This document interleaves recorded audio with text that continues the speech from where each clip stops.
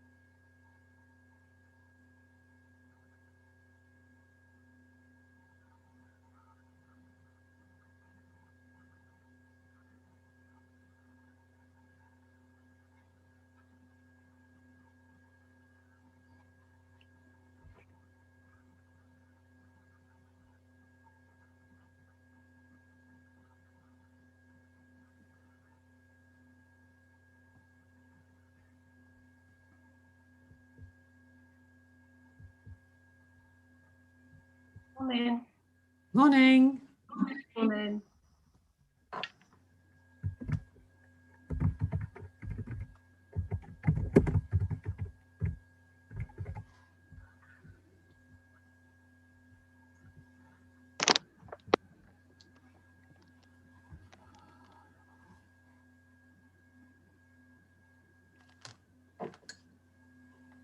To the speakers already in the Zoom meeting, if you could go on to mute, please, because we're live streaming from now. Thank you. What was that, sorry? If you could just go on mute for the time being, because we're streaming live at the moment. Thank you.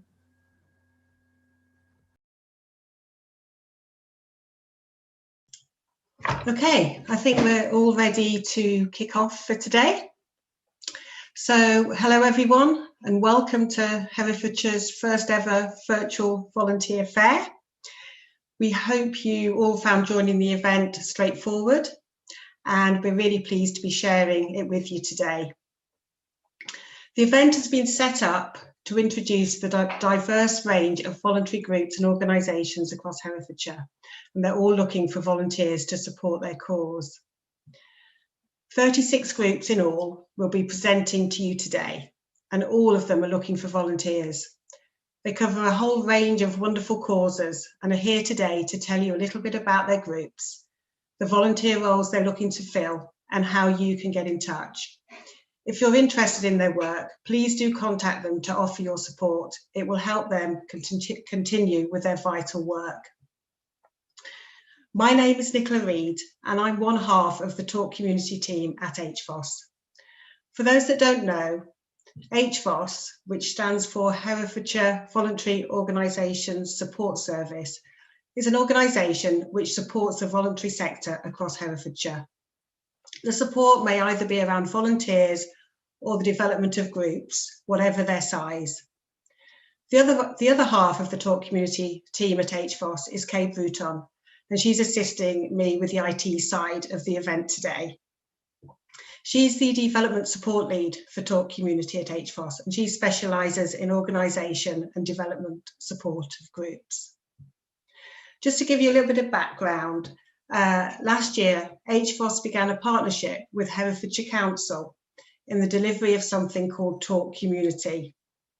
Some of you may have heard of this, but for those who haven't, Talk Community is a partnership approach which promotes well-being within Herefordshire communities. Overall, it focuses on strengthening communities, creating a thriving local economy, and protecting and enhancing our environment. The key part of this is supporting the voluntary sector across the county to enable them to carry on the wonderful work they are doing to support their local communities.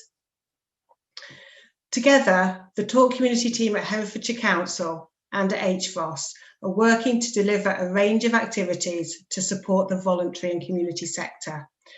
There'll be a whole programme of events throughout 2021. So I'd like to thank Herefordshire Council for the funding that has made this event possible and also other events throughout the year. Okay, so now just a few more details about the event today and the way it's going to work. The event is taking place on Zoom and it's being streamed live to you, the audience, on YouTube. There are 158 of you who have signed up to take part in this event today, so we're really pleased with that number. As I've said, we have 36 groups who are going to be presenting to you, and all of the presentations are just 3 minutes long. To make this manageable, we've split the event into 3 sections with coffee breaks in between. The first section is for voluntary groups and organisations which are county-wide and so cover the whole of Herefordshire. We'll then have a 10-minute coffee break. The second section covers Hereford City, followed by yet another coffee break. And the third and last section covers those who operate in the market towns across the county. We hope that you'll be able to stay and enjoy the full event, but if you're not able to, you can dip in and out of the event to hear from the groups of most interest to you. You've all been sent a timetable, but I will also put it up on screen before each section. It's really important we keep to time as much as possible. So you will hear a soft bell 15 seconds before the end of each presentation. Okay, we've allowed a 60-second break between each slot. During this time, I'll show you the contact details of the group who have just spoken. So if you have a pen to hand, you can jot down the details. I will also introduce the next group. It will also give you time to have a quick comfort break or put the kettle on if you so wish. A PowerPoint presentation will be the focus of your screen. The person presenting will appear as a small icon to the right of your screen, which is where I should be right now. Also, if you look to the right of your screen, you'll see that there is a chat function. Please use this to type any questions as you think of them. We will do our best to answer them in the chat, but if it requires a more detailed response, we will email this onto all participants after the event.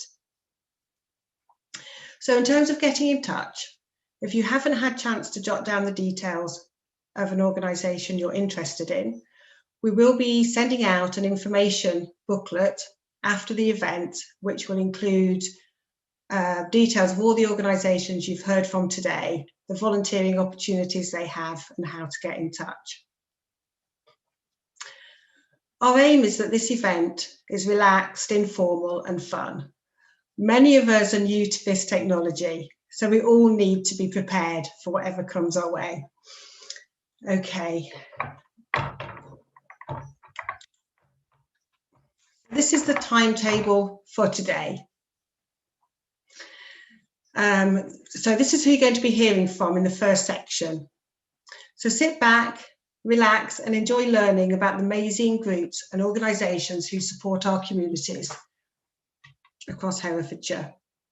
And remember, they're all looking for your help. First up is Sue Bucknell from Girl Guiding Herefordshire. We've now got a minute between me finishing and Sue starting, so we're doing quite well for time already. So over to you, Sue, if you'd like to get prepared, and we'll start in about a minute. Thank you.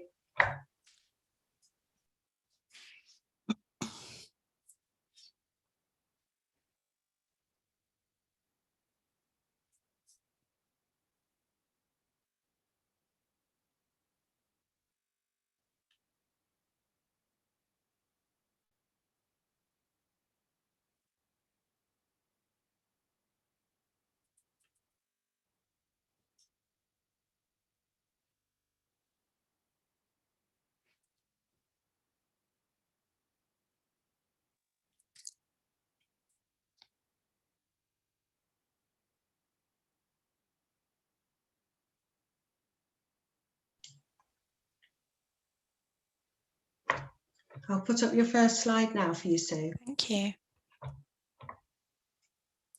Hello everybody, my name's Sue and I am lead volunteer for Girl Guiding Herefordshire. If you haven't heard of us, Girl Guiding is the world's largest youth movement for girls and young women. We've got about 10 million members across the UK and the world. We are entirely run by volunteers locally, and we are also girl-led. We give girls and young women between the ages of 5 and 24 fun, adventure and space to grow their own potential. Next slide. So we have a range of different volunteer opportunities to suit whatever time somebody can give. So if you're just somebody that can do as and when, we have skills that you can dip in and out of and share a skill with us. These are roles such as administrators and treasurers, or you may have a skill that you'd like to share with the girls. We are fully inclusive, and these roles are open to males and females. If you've got a little bit more time to give and you'd like to get a bit more involved, you can become a unit helper or an occasional helper and become more involved with the girls and the activities. We also have a number of county roles such as training and advisors, where we'd welcome a broad range of the community to join us.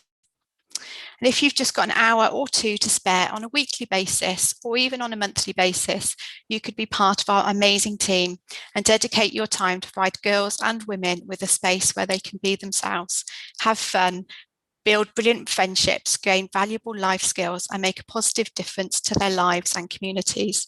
And these roles are within our units, such as unit leaders or district locality meeting managers. We're very flexible within Girl Guiding now, so it's not about weekly meetings all of the time. We welcome volunteers that can give as much or as little as they wish. Next slide. So volunteering with us is so rewarding, and you will get back as much as you put in for us. If you're looking to careers or just to give something to build your own confidence, you will gain a huge range of transferable skills by volunteering with us. Skills such as working within a team, communication, building leadership, time management, and empowering others. And most importantly, you get the opportunity to work with the most amazing girls and young women across Herefordshire. Next slide. Normally, we'd love to meet you with a coffee, and we're very good at sharing coffee and cake with our volunteers, but at the moment we can't. So if you're interested in finding out more, we'd love to meet you for a virtual coffee and catch up. Those are our contact details, and we'd love to hear from you, whatever you can give, or even if you're just interested in finding out a little bit more about Girl Guiding Herefordshire. Thank you for listening today. Welcome to take any questions and speak hopefully soon. Thank you. Pretty good. Thank you very much, Sue. That's wonderful. I'm just going to leave Sue's contact slide up there for a few seconds. So if you'd like to, you can just jot down that information and do get in touch with her if that's something that's of interest to you. Thank you, Sue.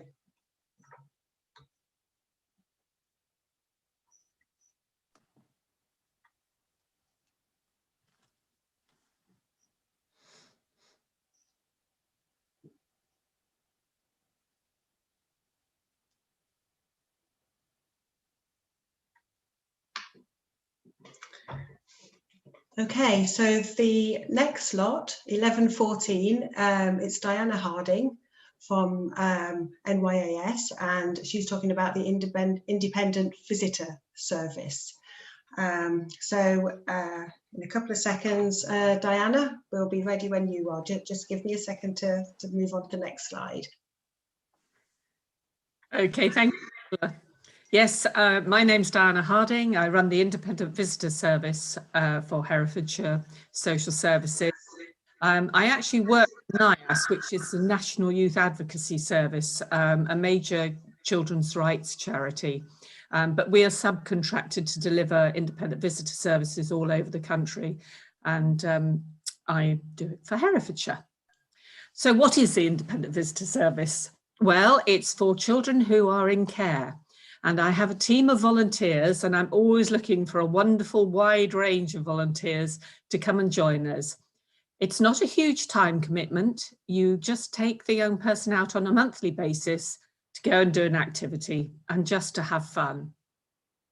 It's a very simple idea, but it actually works very effectively. We do ask for a minimum of 2-year commitment. So we need volunteers from all walks of life. You need to be over 18.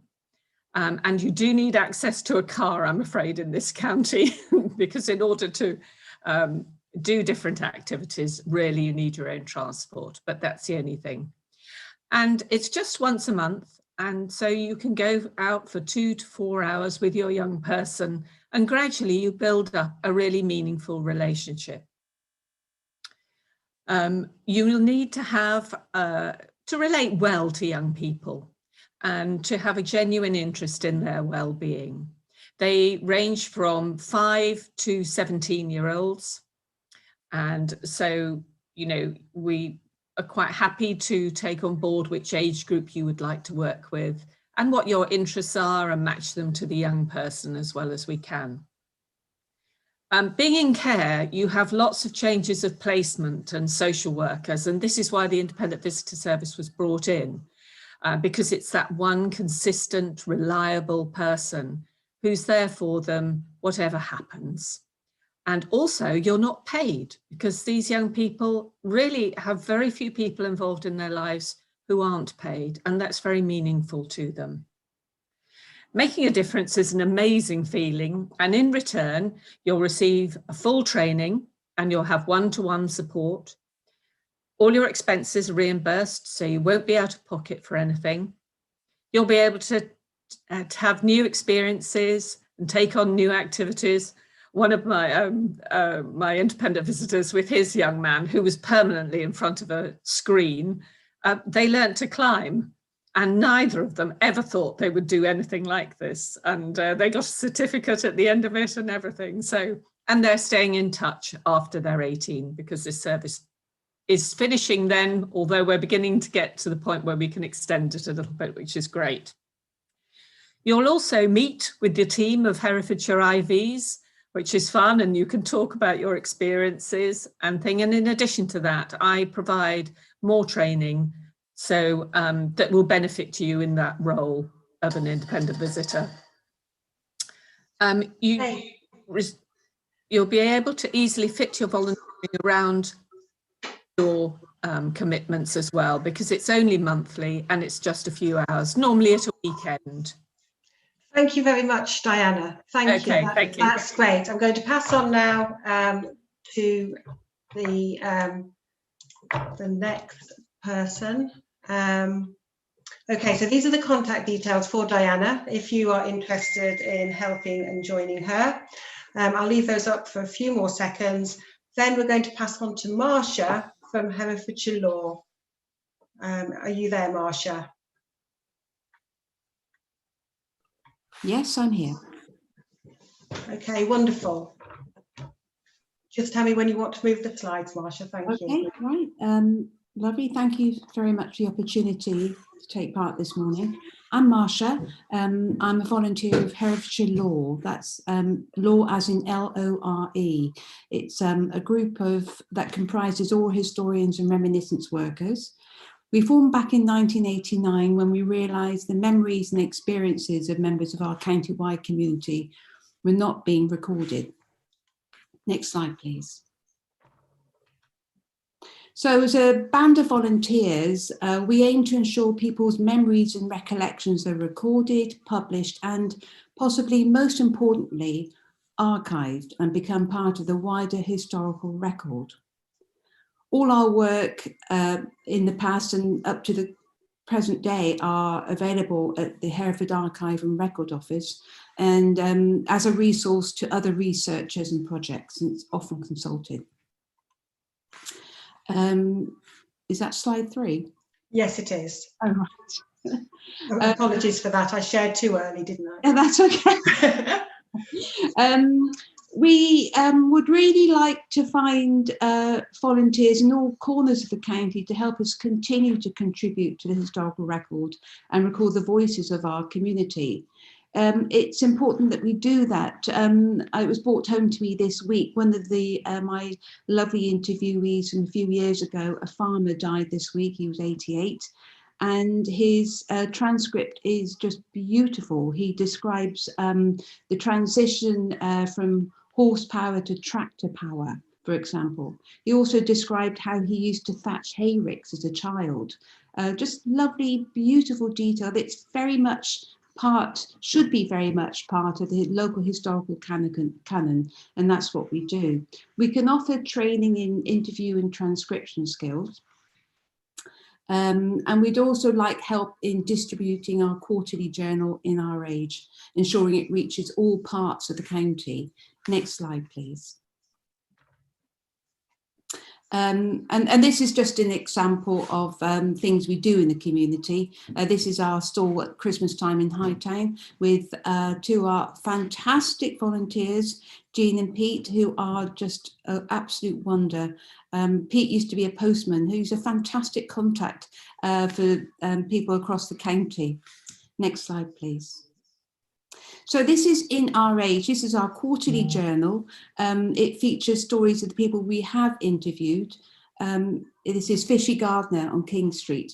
We also have a really good track record with our other publications. Our book River Voices appeared at Hay Festival in 2019. Our other books are Rotherwas Munitions, Farming, Livestock, Herefordshire on the Walls.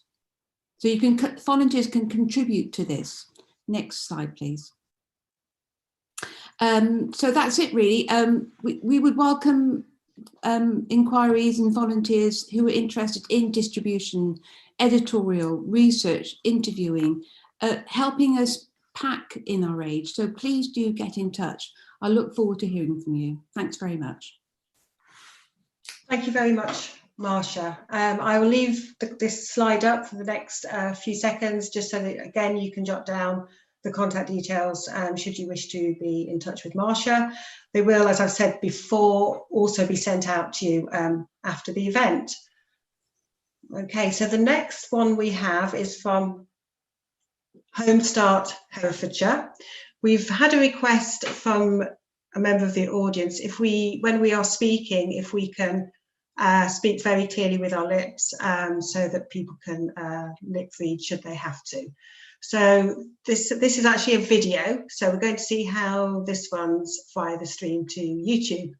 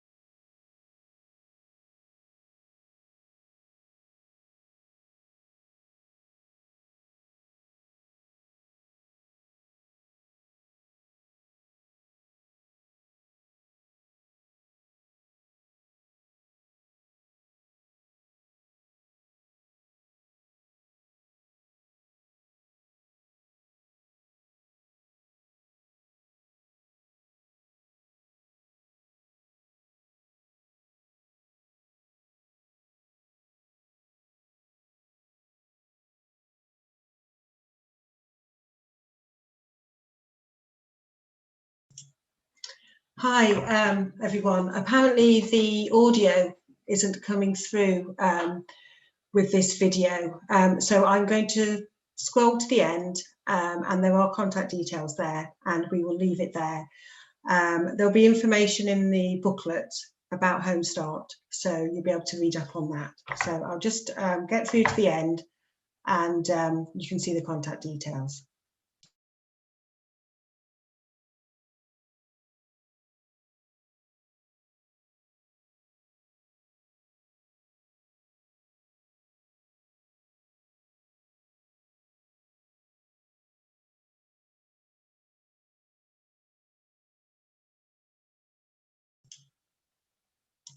Okay, so here we have the contact details for Alison Jones at Home Start.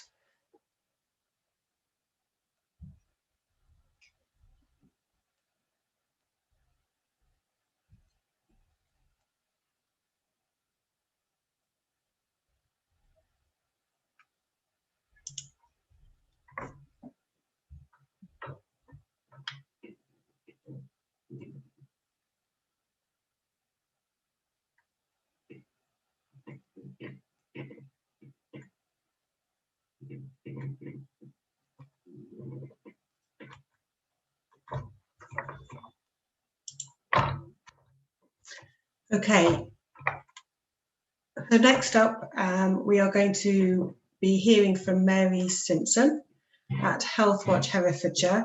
And I've just realised that this is actually a video as well.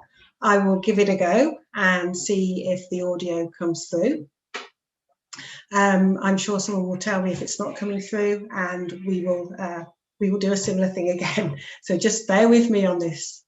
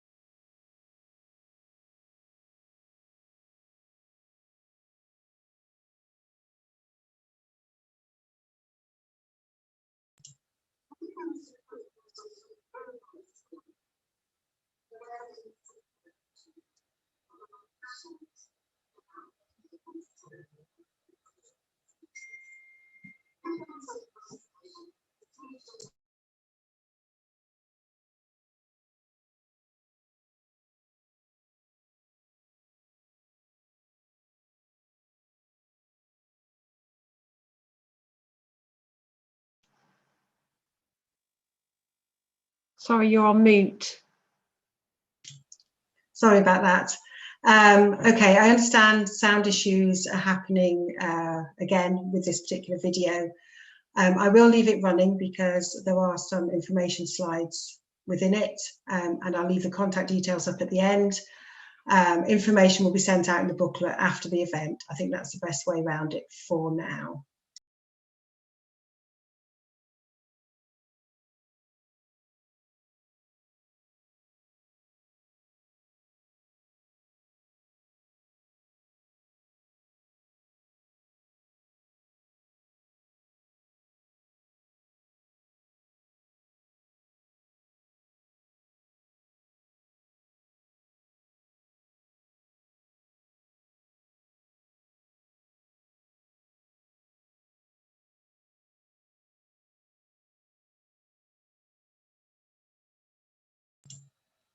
Okay, I've paused that video for the moment.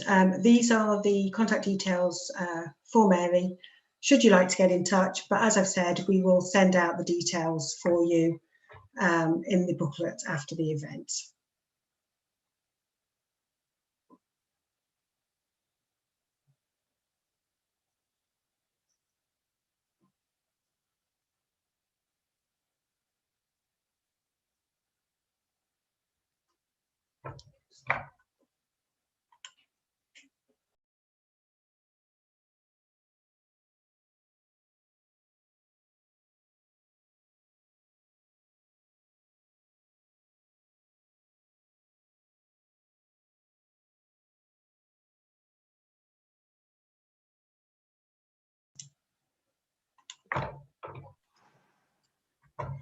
Okay, we're now going to move on to Herefordshire Football Association.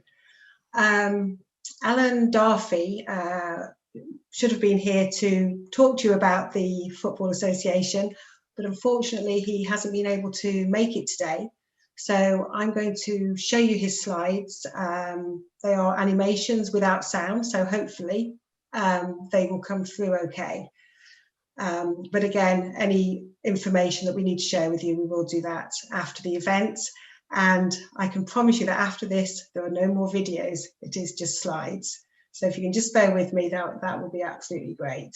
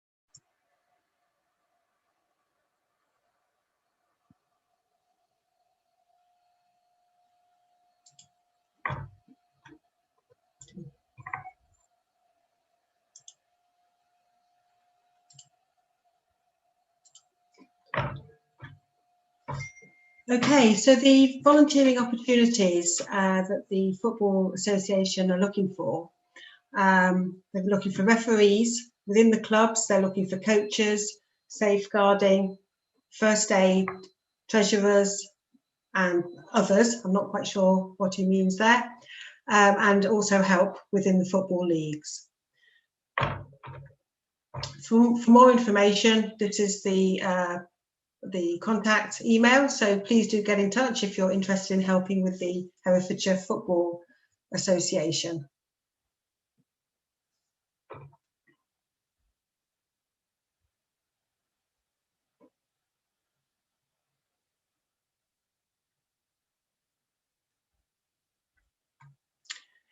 So next up, we're going to hear from the Ellie Memorial Fund. We're going to hear from Angela Tyler, who's going to be talking to us a little bit about the fund and the sort of volunteers that she's going to be looking for. So if we could get going in about 30 seconds, Angela, that would be absolutely great. Thank you.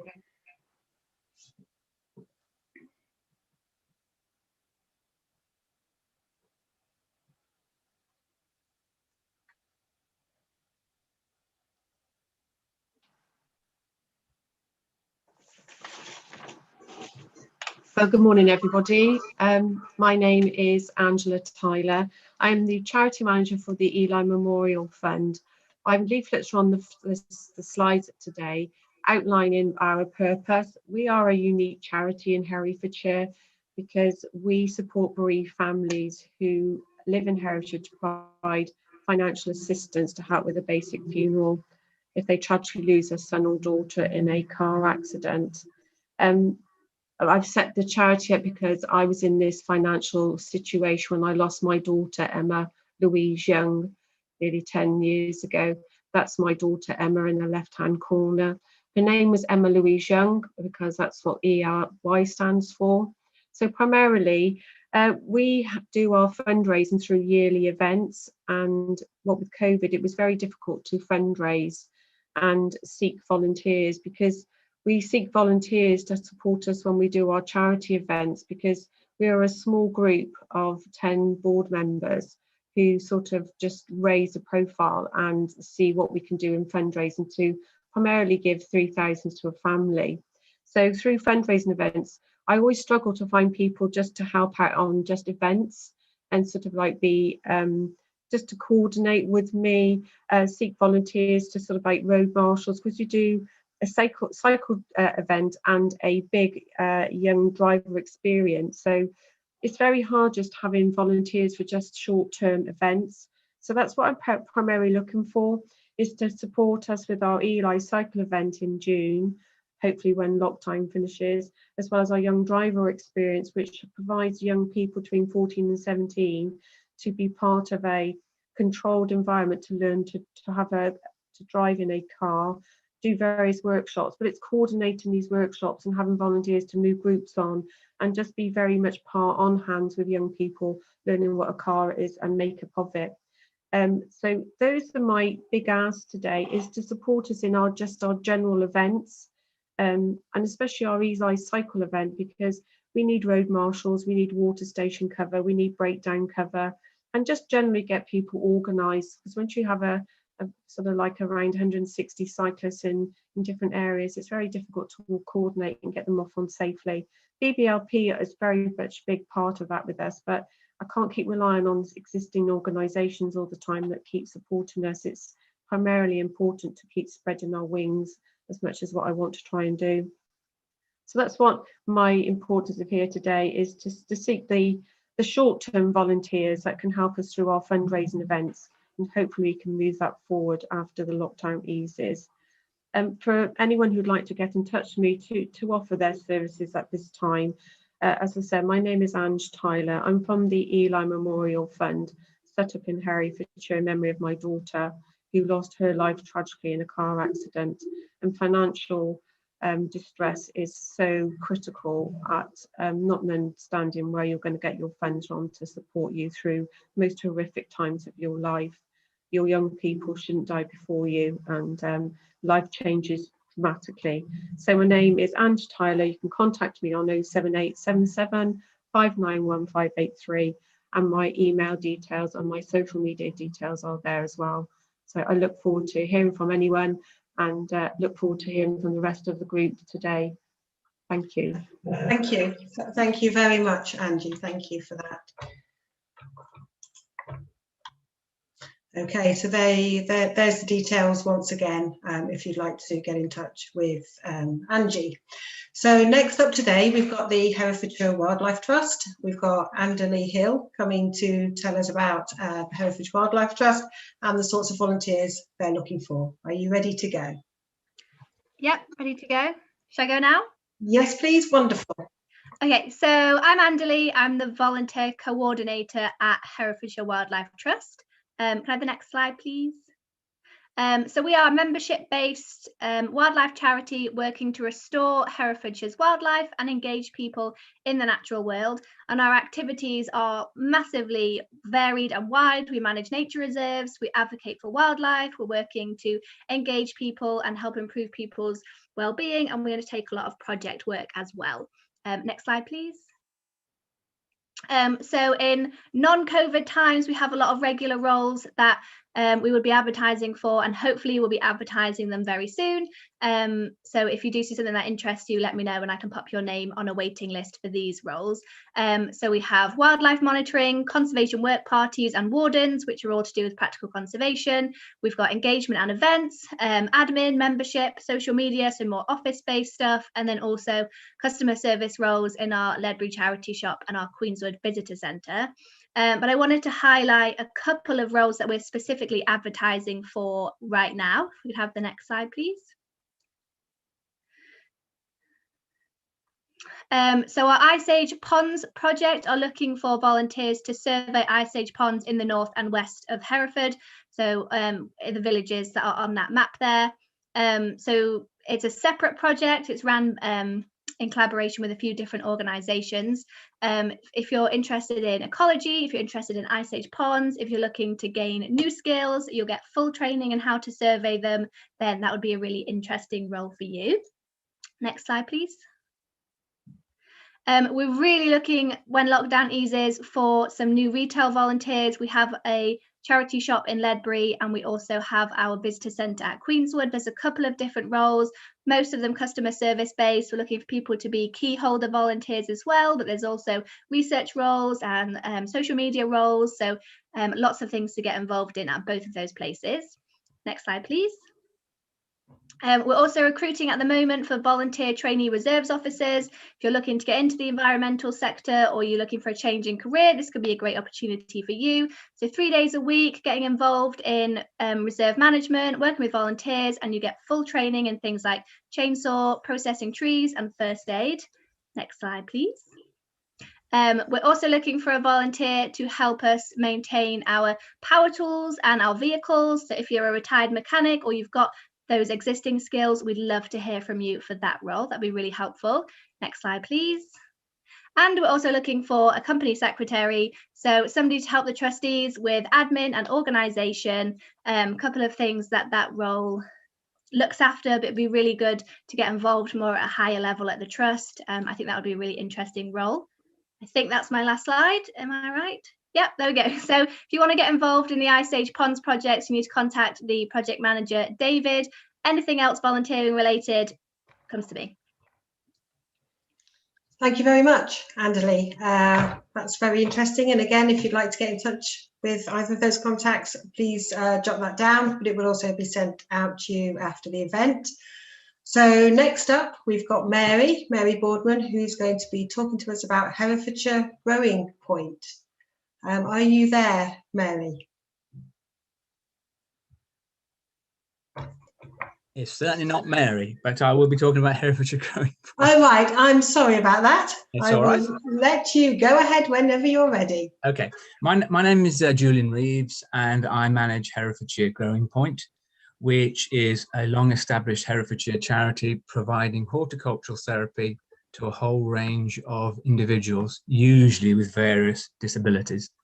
So we've been running for nearly 30 years now, and we sort of do two main areas of work.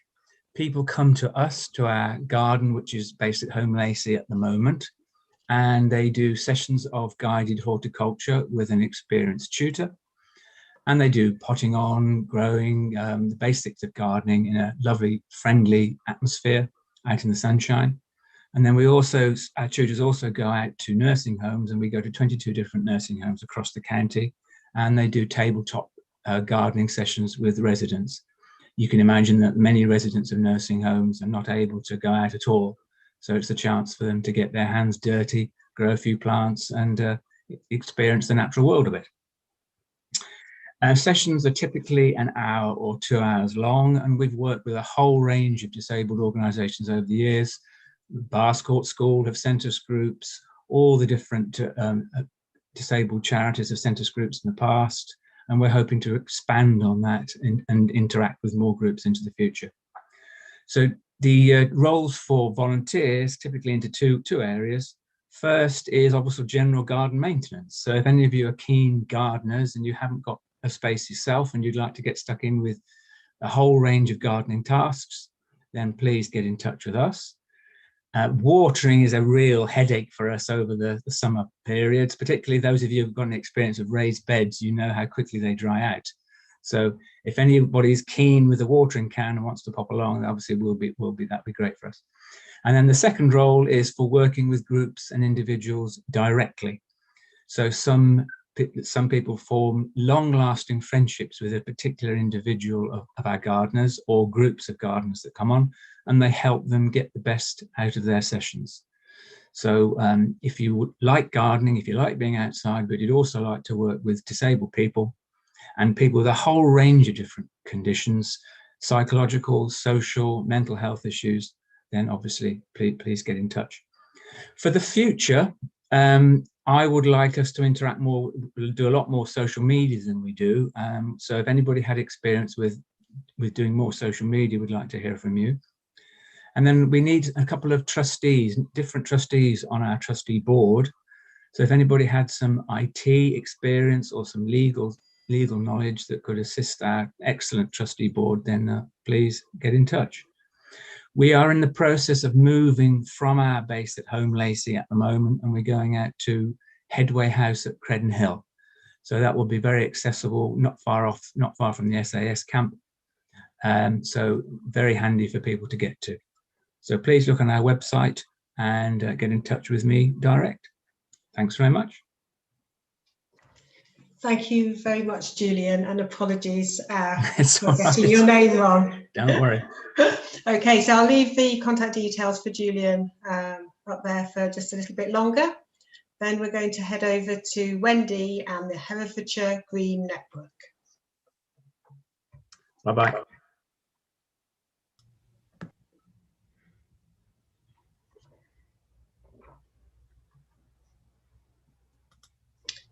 Hi, Wendy. Are you there? So just a few more seconds and I will start your slides for you.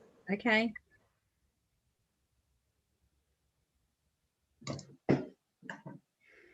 Okay, off you go. Okay, hello. My name is Wendy Ogden. I'm from the Herefordshire Green Network. Next slide, please. We're a not-for-profit organisation working in Herefordshire with groups and individuals who are interested in climate, nature and people. Next slide, please. We have a volunteer steering group of 12 people and 2 paid staff. I work for 2 days a week as the administrator, and we have a project officer working 1 day a week. Next slide, please. We've been working in Herefordshire for about 10 years, and we've been also part of working with Herefordshire Council after they declared a climate emergency a couple of years ago. Next slide, please. So we connect local groups and individuals. We have repair cafes when things are different. We provide lots of resources and information and hold regular events online at the moment. And we have got some really exciting projects coming up. Next one, please. We have a weekly newsletter that goes out to over 400 people and then is distributed around our groups. We have over 80 groups, so that goes out to about 35,000 people and really keeping people connected in the county. The next one, please. This is a quick slide about our new project. So we're working with parish councils in our Great Collaboration project. And we've got a brand new online portal to work with parish councils. So we'd like some help with that too. Next slide, please. So we're looking for volunteers because we've grown really quickly in the last month, in the last 12 months. We want to reach a wider range of people. We want to connect with more groups. We've got new projects happening, and we've got loads of great experiences to share. Next slide, please. And we've always had lots of help from our membership. They really drive the direction of the network, but this is the first time that we're asking for help with some of our support functions. So we're going to be developing it over the next few months, and in response really to who comes along and what support we can give them, as well as what support they can give us. Next slide. So we're looking for good future members, young people who can join our steering group and help us keep our messages relevant. We're looking for help with our administration of our newsletter and our growing membership, marketing, events. We'd love someone to help coordinate our volunteers. We'd really like somebody who is a social media champion. We know that's one of our things we'd like to do more. Help with our funding applications and some subgroups that we're hoping to set up, and with our new Great Collaboration portal. That's a really exciting project too. So loads of opportunities. Next slide, please. We can offer you the chance to join a really dedicated, passionate people. We have lots of fun in our work. We will really appreciate your skills, and we'll help you develop new skills as well, and we'll really give you a chance to make a difference in Herefordshire. So hgnetwork.org is the website, and you can contact me, Wendy Ogden, for more details. Thank you very much, Wendy. Perfectly to time. Thank you. Okay, so here are Wendy's details. I'll leave that up just for a few seconds while Ralph Barber from the Herefordshire and Gloucestershire Canal Trust gets ready for his slot at 10 to 12. Are you there, Ralph? Yes, I am. Thank you. Thank you.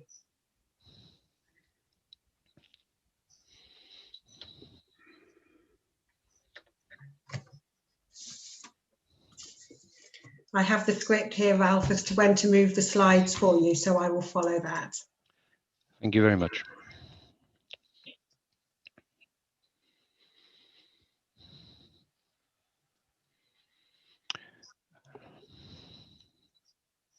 Okay, so ready to go when you are. Thank you for your time today. I'm here to talk about the Herefordshire and Gloucestershire Canal Trust, who are working to restore the canal from Hereford to Gloucestershire. Didn't know we had a canal in Hereford? Well, as you can see from the picture here, it shows the canal in Elston Park, bottom of Elston Hill, on the left of the tree line, above the playground and in the picture. We've even had boats on it in the last 10 years with the boat festival. Moving out of Hereford, we have our Yark Hill site. Very nice 3-mile walk can be taken along here. Next, we have a view of Ledbury on the right. The canal did go through the middle of Ledbury, but now we need to have a diversion which will follow around the west of Ledbury. Of course, we cross into Gloucestershire at some time, and we have restoration sites in Dimmock, Oxenhall, Moulswick, at which we're working on a planning application at the moment for over 600 metres of canal. At Uver, as in this picture, it is the end of the canal by the River Severn. Yes, we have boats on the canal, as can be seen almost in the middle of the picture. But this is about you. So, want to use your skills, learn new ones? We need project managers to work along the canal, planners to help with the interaction with the different councils, site managers to continue the restoration sites like Elston Park and others that we are looking at starting up in Herefordshire.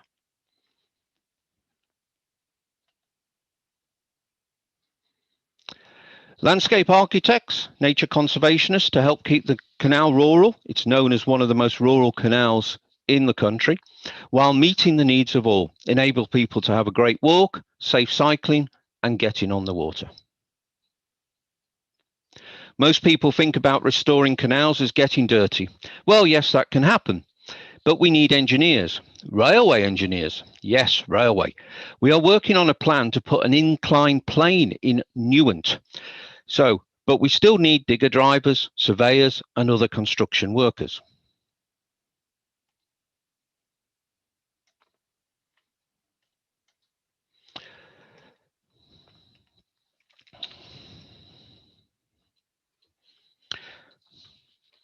So, out on site, not your thing?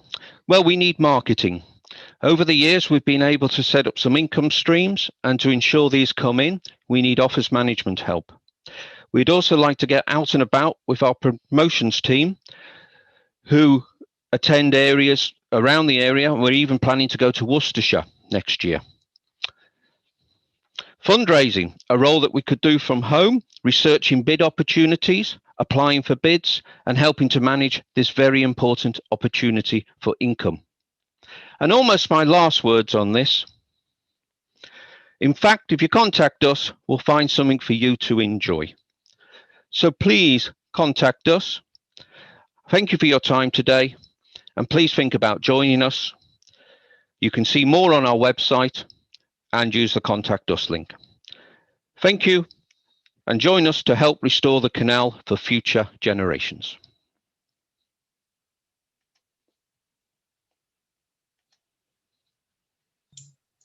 Thank you very much, Ralph, for that. I seem to have stopped sharing my screen, so just bear with me 1 second.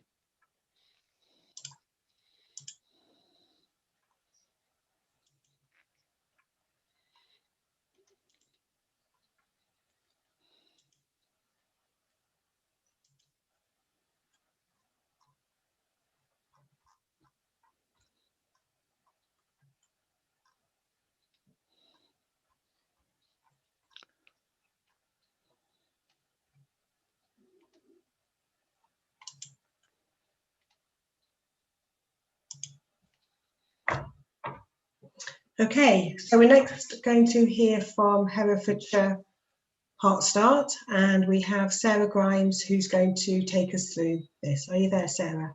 I am indeed, yes. Thank you. So go ahead when you're ready.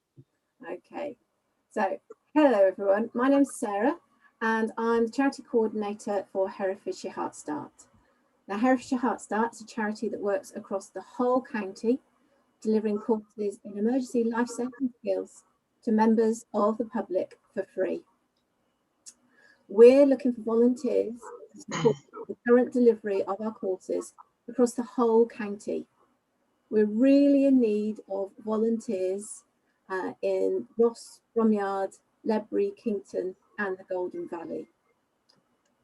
Our main volunteer roles include Heart Start instructors and course helpers. After applying to be a volunteer, you'll be invited to attend a training course. These are friendly, informal courses. You ensure you have all the skills required when delivering the Heart Start courses. No previous experience is required. What we're looking for is enthusiasm, approachability and friendliness when meeting new people. Your own transport to enable you to travel to venues is also important. You'll be shown how to use all the equipment, and initially you'll be partnered with a more experienced instructor to show you the ropes. But we do have other roles. Some of our volunteers enjoy meeting members of the public at events to raise awareness for our charity. We attend charity fairs, some fetes, community events, and we have volunteers organising one-off events to support the work we do in the community. We also need volunteers that would be happy to source funding and then apply for it on our behalf. Our committee and our trustees are all volunteers. So if you have a background in business or public services, we're always in need of volunteers to take up these roles within our committee or the board of the trustees. So why do we have volunteers with Herefordshire Heart Start? We want everyone in the county able to react to support a life and alert qualified medical assistance in emergency situations, especially heart attacks. Our volunteers are dedicated to providing quality training to the public of Herefordshire. Please do get in touch to find out more about becoming a volunteer with Herefordshire Heart Start, and all our contact details are on the slide. Thank you.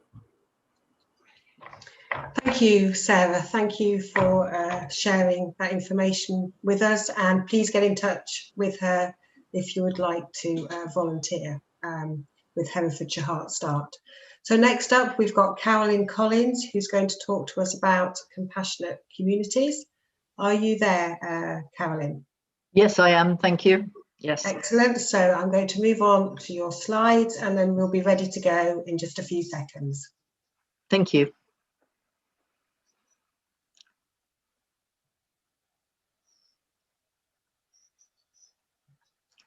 So I'm Carolyn, and I'm representing today Compassionate Communities for Herefordshire. Loneliness is as bad for your health as smoking 10 cigarettes a day. And as an ex-GP, I know exactly what damage 10 cigarettes a day can do to the length of your life. So it's really important that we look out for loneliness. Next slide, please. Many people become isolated due to illness or social circumstances, and especially with lockdown for COVID-19, these vulnerable members of our community are at risk of being admitted to hospital and losing their independence. So Compassionate Communities, known as COCO, is a social initiative which aims at strengthening communities by offering a befriending service to those most vulnerable to loneliness, and where possible, to reconnect them to their interests and to the community. Next slide, please. So Herefordshire Compassionate Communities, this is a partnership between General Practice, St Michael's Hospice and the Diocese of Hereford. It started 3 years ago when Hereford, St Michael's Hospice and the Diocese of Hereford recruited Bodnam and Fownhope to be pilot studies in compassionate communities. The hospice is involved with training the volunteers.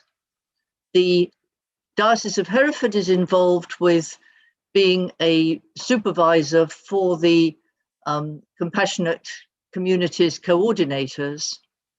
And the general practices are involved in the much wider sense of referring the clients to the coordinators so that they can be linked with their befriending service. So it's currently been running COCO in Bodnam and Fownhope for the last 3 years. It's been incredibly successful. There has been huge satisfaction by the clients and even more satisfaction, I think, by the volunteers. Some of them are now on their third, fourth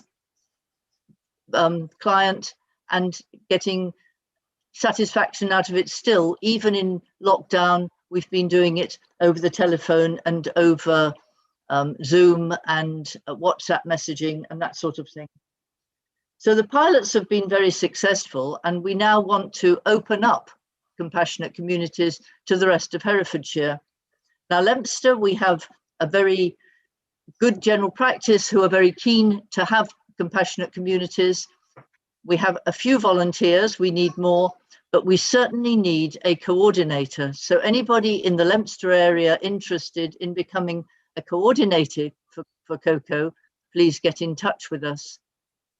In the Kington area, we have a coordinator, but we have need for more volunteers. The next training for volunteers will take place in St Michael's. It will be virtual training, probably the end of April. So anybody in Kington area who wants to be a volunteer, get in contact. And the rest of Herefordshire, if you're interested, please get in contact with us, because we would love to start compassionate communities all over the county. Thank you. Thank you very much, Carolyn. Thank you. And her contact details are there for just a few seconds for you. Next, we're going to move on to Jennifer, who's from Marcher's Counselling Service. Are you there, Jennifer? Sorry, yes. You're there, okay. Wonderful, I'm ready when you are, okie doke. Fine. Well, firstly, to tell you a little bit about us as an organisation, not everybody is aware actually of what counselling is about. And so it's to give people a flavour of this, because what we want more than anything else are people who are enthusiastic for what we're doing and interested in getting involved with us as an organisation. Next slide, please. We've actually been around for quite a long time. We became an independent charity in 2011, but we had been providing a service under Mind for over 10 years before that. We're a very professional lot. We're BACP accredited, and we're mainly based in Hereford City, but we have been working throughout the market towns. We use rooms there, but unfortunately, since the pandemic, because of health and safety considerations, we've only been able to work remotely throughout the county in that way. Next slide, please. The service itself is for adults. We see individuals, we see couples, and we provide group settings for therapy.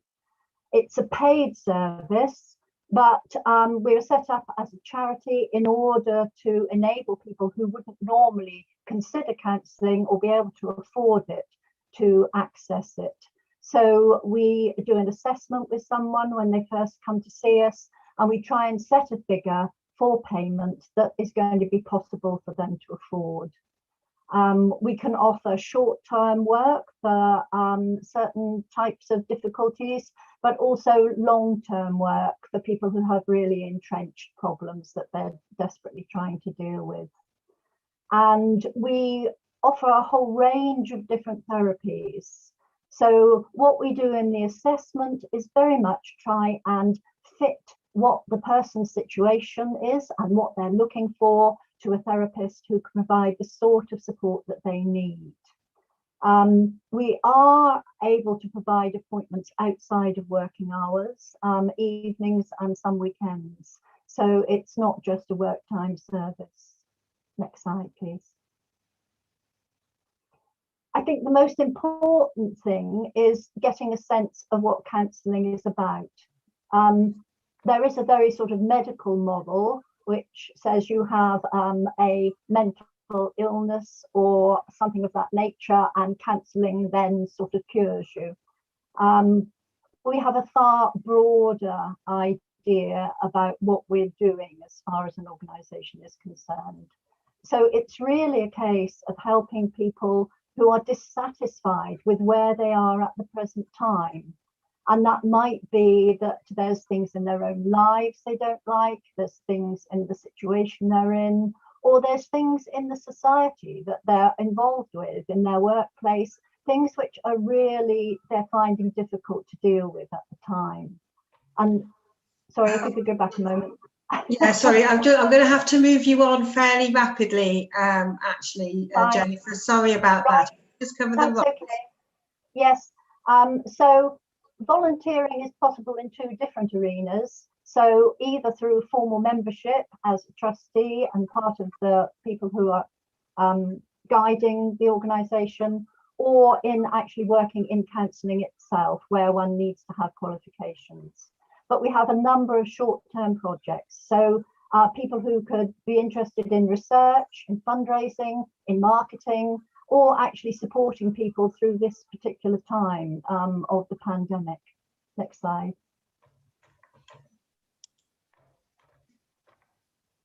So we're very much wanting to develop relationships with businesses and our IT skills. So if you have any skills in this area, we'd be more than happy to hear from you. And realistically, if you like what we do and would like to be involved, then contact us and we'll look at the possibilities. Thank you very much, Jennifer, and apologies for having to move you on there. I'm trying desperately to keep to this strict timetable. We're now moving on to Claire Watkins. She's from Onside and she's going to tell us a bit about the charity. Are you there, Claire?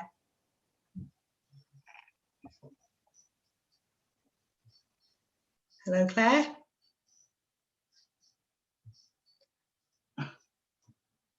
Claire. You may be on mute. I know you've just come into it. Hi, sorry, Nikki. I was just trying to get off mute. That's fine, no problem. Off you go, Claire. Hi. So I'm Claire Watkins, and I'm discussing about the volunteer experience with Onside today. So if I can have the next slide, that would be great. Thank you. So Onside is a charity that was established back over about 25 years ago now, 1993. It's very much about being able to support people with a right to feel as a human being that we're treated fairly and justly, and we cover sort of advocacy, sport and a range of services now across Worcestershire and Herefordshire. We very much look at our volunteers being able to support vulnerable adults. Can I have the next slide? Thank you. So with our volunteering, it's very flexible, and that's actually, and obviously I'm fairly biased, is a great benefit to ourselves, is that it can work around studies, part-time work, you can gain experience in mental health and well-being, enhance your CV, and it's a great sort of, and in particular during this last 12 months, people have reflected on career changes, so I think it's a great way of being able to gain that first-hand experience. We've had a significant organisational growth as well over the last few years or so. So there are so many opportunities as well available. But as a county in Herefordshire, it's advocacy where you can gain that experience. Can I have the next slide? Thank you. So as a volunteer, it's about having good communication skills, being able to be an active listener, and being able to build effective relationships. You are supported throughout this by a team, a volunteer team dedicated to tailoring support for you, but also as an organisation as a whole. We provide free comprehensive training that at the moment we've adapted currently over Zoom. Next slide, please. So advocacy, what is advocacy? Well, it's about being able to give a voice for someone and being able to be by their side, support them with issues, and being able to support them perhaps with a complaint. We deal with NHS complaints. We also deal with any issues in somebody's life. So it could be simple as being able to support them with a benefits form. There are one-off support opportunities available as well, where we support people in order to perhaps go along to a tribunal or a medical assessment.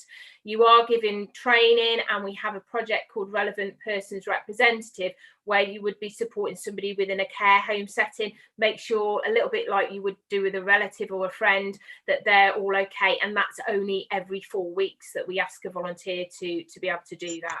Next slide, please. How to get involved, look at our website. We have to ask you, because we're dealing with vulnerable adults, to complete a DBS check. There's references, excellent support for volunteering, and also ongoing opportunities for training as well. That can be to do with the DWP, British Sign Language and things like that. Next slide, final slide, thank you. It's just to say thank you very much for listening today, and to get in touch to find out a lot more. This has just been an absolute sort of brief snapshot of our services. So please do contact me on my mobile number, the office number, or my email address. And thank you very much for listening today. Thank you very much, Claire. And all of Claire's details will be sent out after the event to all of you. Okay, so now we have 3 people who are going to tell us about the Citizens Advice Herefordshire. We've got Bobby, Emma and Alice. So off you go. Oh, hello, I'm Bobby, and Citizens Advice Herefordshire is really delighted to be here today to be able to tell you about our service and volunteering roles. We offer free, impartial and independent advice to our clients on a range of issues. These include employment, benefits, housing, debt, immigration, family, health, legal and consumer issues, a wide range of issues affecting people. Our volunteers also have access to a network of both local and national specialist teams and partners should we need this specialist advice.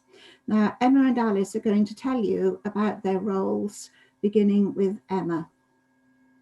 Thanks very much, Bobby. Hi, everybody. So I am a generalist advisor at Citizens Advice Bureau. I do this once a week, and I've been doing it for over 10 years. I used to work in the pharmaceutical industry. We all come from very different backgrounds, but it's really nice and we form a very strong team. We undergo an amazing training program that takes about a year. It's fully accredited. You cover so much, and there's updates and assessments. So it's really, really interesting to do that training. We all work in teams. There's a lot of supervision. It can be very challenging, but it's really, really rewarding because you can always help a client in one way or another. And there's always support for us as well. So I can certainly recommend to anybody to become involved with Citizens Advice Bureau. Thank you very much. Thanks, Emma. Now Alice is going to tell us about her experience.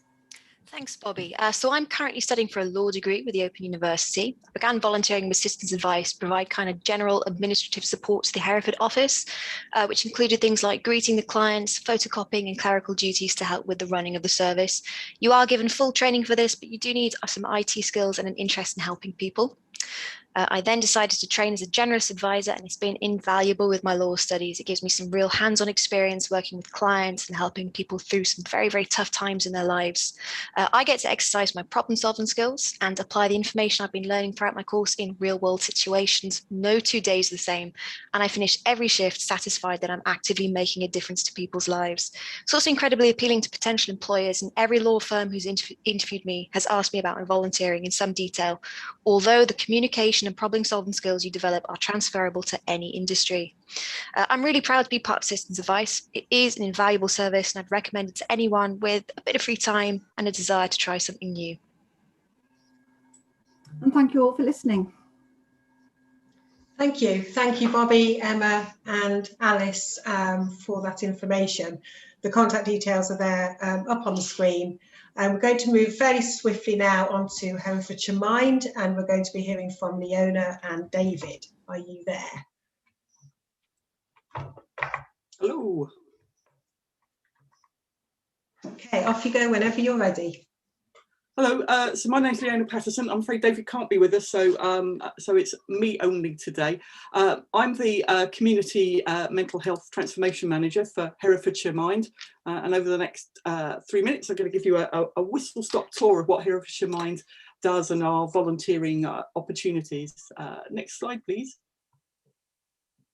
So we have a number of services running at the moment. So we have our Safe Haven, which includes a Zoom cafe running during COVID. That's an evening space for people experiencing emotional distress. And during COVID, we continue to deliver a face-to-face service on an appointment basis, but we're also offering phone and email support for people who can't get in to see us.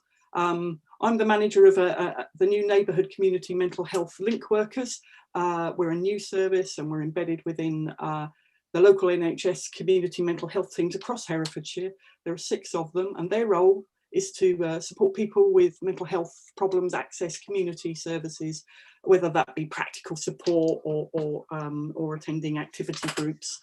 And the link workers will also be setting up peer support groups in their local areas. I'll talk a bit more about that in a minute. We also have groups and courses running from our community hub in Hereford. And we've got a number of those running during COVID. So we've got an art space, a poetry group, there's music and mindfulness. And then after lockdown, we're hoping to be able to bring back our gardening and our Fit Steps group. Next slide, please. What volunteering opportunities are there? Well, post-lockdown, we'll be looking for volunteers to join our Safe Haven evening service and our peer support teams. Many of our volunteers have lived experience of mental health problems, either personally or through caring for close family members or friends. You've been hearing me mention peer support quite a lot in the last couple of minutes. So what is it?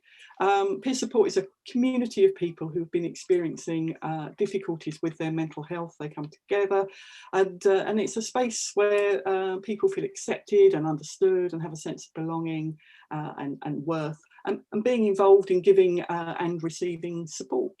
Next slide, please. So why should I volunteer for Herefordshire Mind? Peer support is a win-win situation because there's benefits for both the volunteer and the client in that experience of working together. We offer a full induction program. You'll be part of a team. We have regular what we call keep in touch meetings, but they're meeting with a supervisor to discuss any issues that are coming up. Training opportunities, and of course it's a very valuable experience, whether you're for life, or whether you're planning to move into working in mental health, in the mental health industry. Finally, last slide. So I joined Herefordshire Mind in November, and I'm in love with the place already. I couldn't recommend coming and volunteering with us enough. If you're interested in volunteering with us, you can either talk to me or you can talk to my colleague David Harding, and these are our email addresses. Hey, thank you, Leona. Thank you for that. That's great. I'll leave those there just for another second. We're now going to have a short coffee break. If we could all be back at 12:30, that would be great. And we will be hearing from voluntary groups and organisations within Hereford City. It's a slightly shorter session, about 45 minutes. So go off, grab yourself a coffee. Any questions, remember to put them on the chat, and we will see you all at 12:30. Thank you.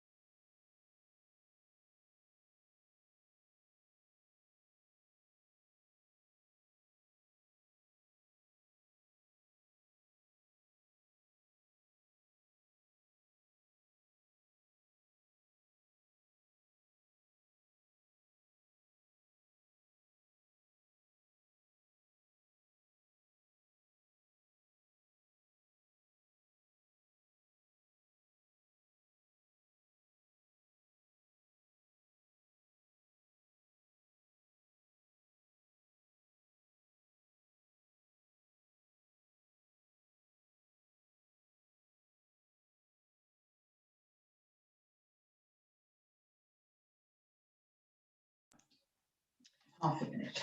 Hello, welcome back to everyone. I'm just going to give another 30 seconds for everyone to get back to their seat, and then we'll start off for the next session.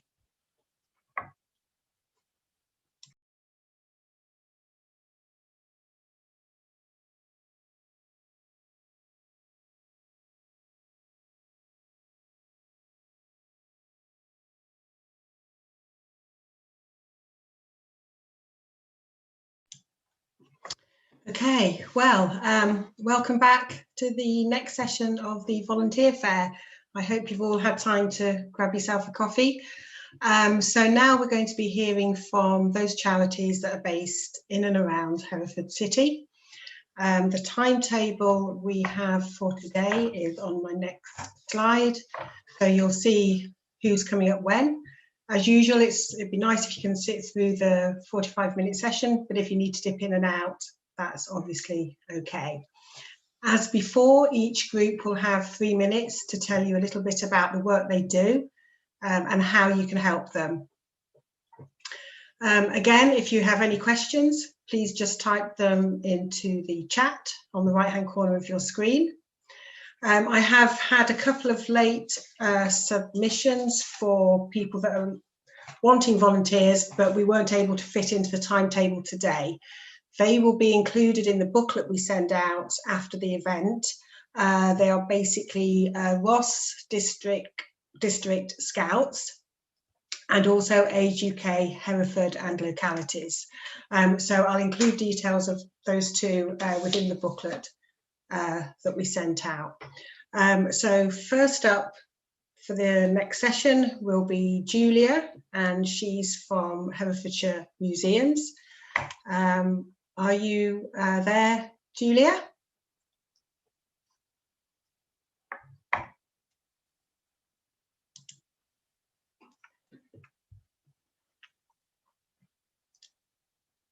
Julia, are you there? Are you on the event today?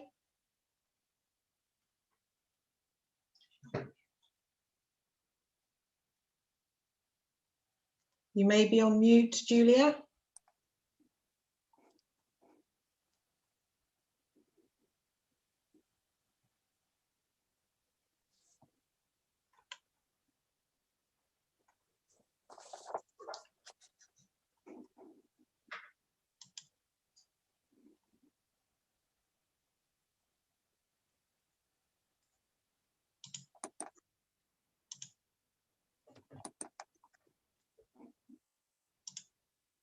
Are you there, Julia?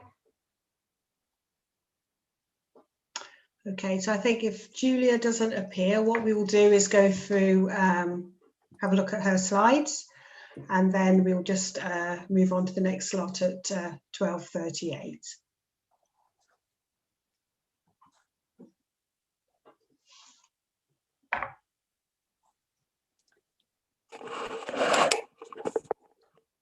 Julia, are you there? No? Okay, so let's progress with her slides, which she sent through to me beforehand, and we can all just have a look at these.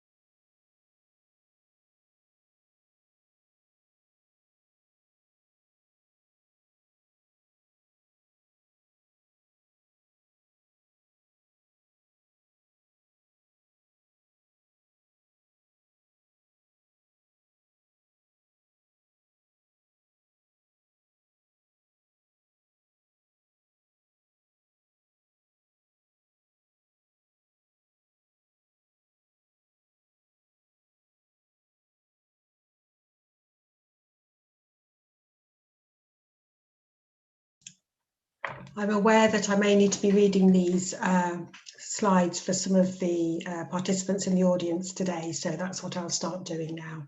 So this is within Herefordshire Museums. If you're a volunteer, what do we need and what will you be doing? So the time commitment for a volunteering session, usually about 3 hours. There's Hereford Museum and Art Gallery, which is open Tuesday to Saturday. The number of sessions that you volunteer is flexible and can be discussed, but you must agree to those sessions once you have committed. The purpose of the volunteering is to welcome visitors and engage them in the museum displays and exhibitions. The skills and experiences required: good communication skills, if you get on well with somebody and enjoy retelling stories. IT knowledge would be an advantage, good at working with others, interest in history and culture, especially local history, organised and reliable, enjoy working with the public, a reasonable level of physical dexterity.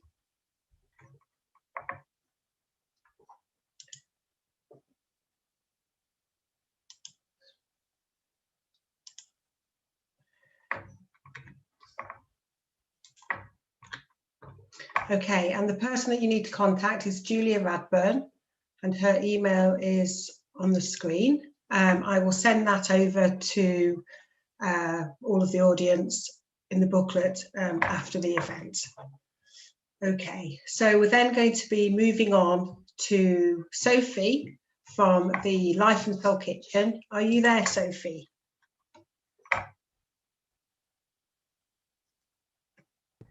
Hello. Hello. Hi, you're right there. Yes, is that Sophie? It is, yes, yes.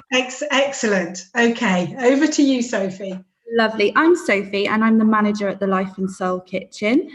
We've put together a few quick slides regarding the volunteering positions that we have available within our organisation. So I'm going to tell you a bit about the charity first. We're a registered charity, CAF, and a talk community hub. We provide an exciting, different and meaningful day opportunity for adults with learning disabilities. A person-centred service with our adults at the heart of our organisation, and we actively promote individual strengths, ensuring our colleagues are guided to reach their full and unique potential. So what do? We support our colleagues and beneficiaries to engage with all aspects of the service, promoting growth and opportunity, operate a newly refurbed and modern cafe and fully equipped commercial kitchen, which is open to the public for indoor dining and takeaway. We provide a contemporary community space, and we work with partners to host fun and exciting weekly events and activities. And we will also be hosting a talk community hub shortly in partnership with Herefordshire Council. So if we could have the next slide, please. Okay, a little bit more about the roles, the volunteering roles available at the Life and Soul Kitchen. So available roles are front of house hosts, bakers, chefs and cooks, event planners, administrators, support assistants and fundraisers. There are a lot of opportunities for our volunteers, including barista training, food safety and hygiene certificates, training in customer service, events, planning and governance, introduction certificates in administration, and opportunities to be creative with baking and cooking in a commercial kitchen. All staff and volunteers will need to complete a full DBS check, and all training and checks will be provided and paid for by the charity. So if we have the next slide, please. So if you feel that you would like to join our team, you can contact us on our email address, which is thelifeandsoulkitchen@outlook.com. We have both the telephone numbers on the screen there. And if you'd like to find out a little bit more about our ethos and what we stand for, you can check us out on Facebook as well, the Life and Soul Kitchen. And with our volunteers, really what we're looking for is somebody that is friendly and shows a lot of understanding and empathy. So if you have those key qualities, then please do get in touch with us, because volunteers are vital play a massive, vital role in our organisation. Thank you. Thank you very much, Sophie, for that information about the Life and Soul Kitchen.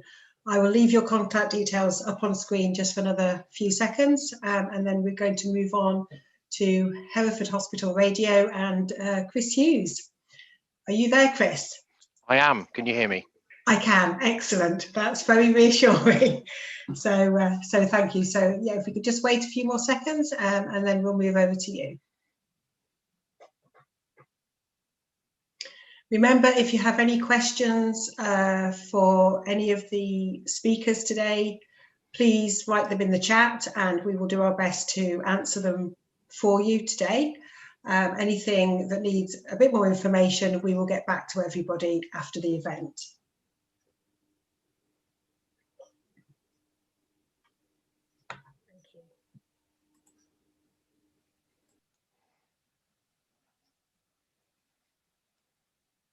Okay, Chris, just a few more seconds, Chris, and I'll be handing over to you. No problems at all. Thank you.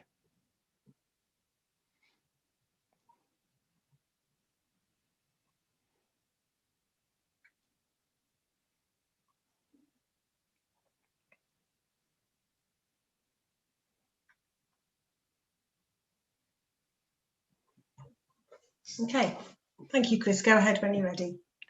Thanks, Nicola. Good afternoon, everyone. Thanks so much for spending some time to learn about Hospital Radio. Hospital Radio has been operating for many years in Hereford, but I'd just like to pause and just look at the history of Hospital Radio. Can I have the next slide, please? Hospital Radio started in 1919 at the Walter Reed Hospital in Washington, DC in the United States, and it propagated across to the UK in 1952 at the York County Hospital. In 1972, a small project was set up by the Herefordshire Council and the Hereford Lions Club as part of some youth outreach work, and Hospital Radio in Hereford was started at the county hospital. Next slide, please. Over the many years, Hospital Radio has been heard in audiences at the Old General Hospital by the sides of the river, also at the Victoria Hospital on Ine Street. Both of those properties no longer there in their current form, new building work, and are now flats. Next slide, please. In 2004, as part of the PFI reorganisation at the hospital, Hospital Radio relaunched, and that's our home at the county hospital between Stonebow Road and Union Walk. Next slide. Hospital Radio has got a massive team of volunteers. We're about 25 volunteers at the moment, all walks of life, all ages, all dexterities, and that's in essence we invite many people to join us, join our organisation. That's one of our events that where we were broadcasting and also raising money and improving our profile across the city. Next slide, please. We focus on presenting programs for our patients at the hospital, and as part of that, we provide training and allow people to develop the skills, develop their own confidence, to be honest, in terms of being involved in our organisation. But that's just one aspect of the organisation. Next slide, please. To actually develop ourselves, we actually have many events to help raise the funds to keep the charity running. So we're always looking for many people for various walks of life and various ages to join us as volunteers. Next slide. Currently, we're looking for quite a wide range of volunteers for the organisation. You can see those written on the slide there. As part of joining our organisation, you become a volunteer at the hospital. And as part of their processes, we have to take up references and various background checks with DBS, etc., as part of the processes, because we have access to the hospital wards across the county. Next slide. As touched on, training is provided to all members in terms of as presenters, and also we provide coaching for other people who want to join us in terms of support and administration roles within the organisation. Currently, we are still very active. We've got programs going out every day of the week, and all our presenters are actually working from home, actually broadcasting from the safety of their homes at this moment in time. So please tune in to us. Next slide. This is a welcome, a big picture. Come join us. We're a very, very happy band of individuals who would love to see, love you to be part of us. Next slide, please. If you want any more details about Hospital Radio, please check out our website, give us a call, and we'll be more than delighted to tell you a lot more about us and how you can help us to help the patients get better, quicker and sooner, and be back with their loved ones as soon as possible. Thank you. Thank you very much, Chris. Thank you very much indeed. Okay, we're going to swiftly move on now to the Waterworks Museum in Hereford. We've got Kathy Burrows talking to us about that particular organisation. Are you ready, Kathy? Yeah, I'm ready. Okay, whenever you want to start then, thank you. Okay, well, hello everybody. I'm a volunteer at the Waterworks Museum, and for those of you who haven't visited it, it's situated just outside the city on the River Wye. It's a collection of steam engines and pumps, and it's housed in an old Victorian building, and it tells a story of how clean drinking water improved the life and health of people in Hereford and beyond. We also have a children's play and learn water park and an exhibition dedicated to Hereford in World War II.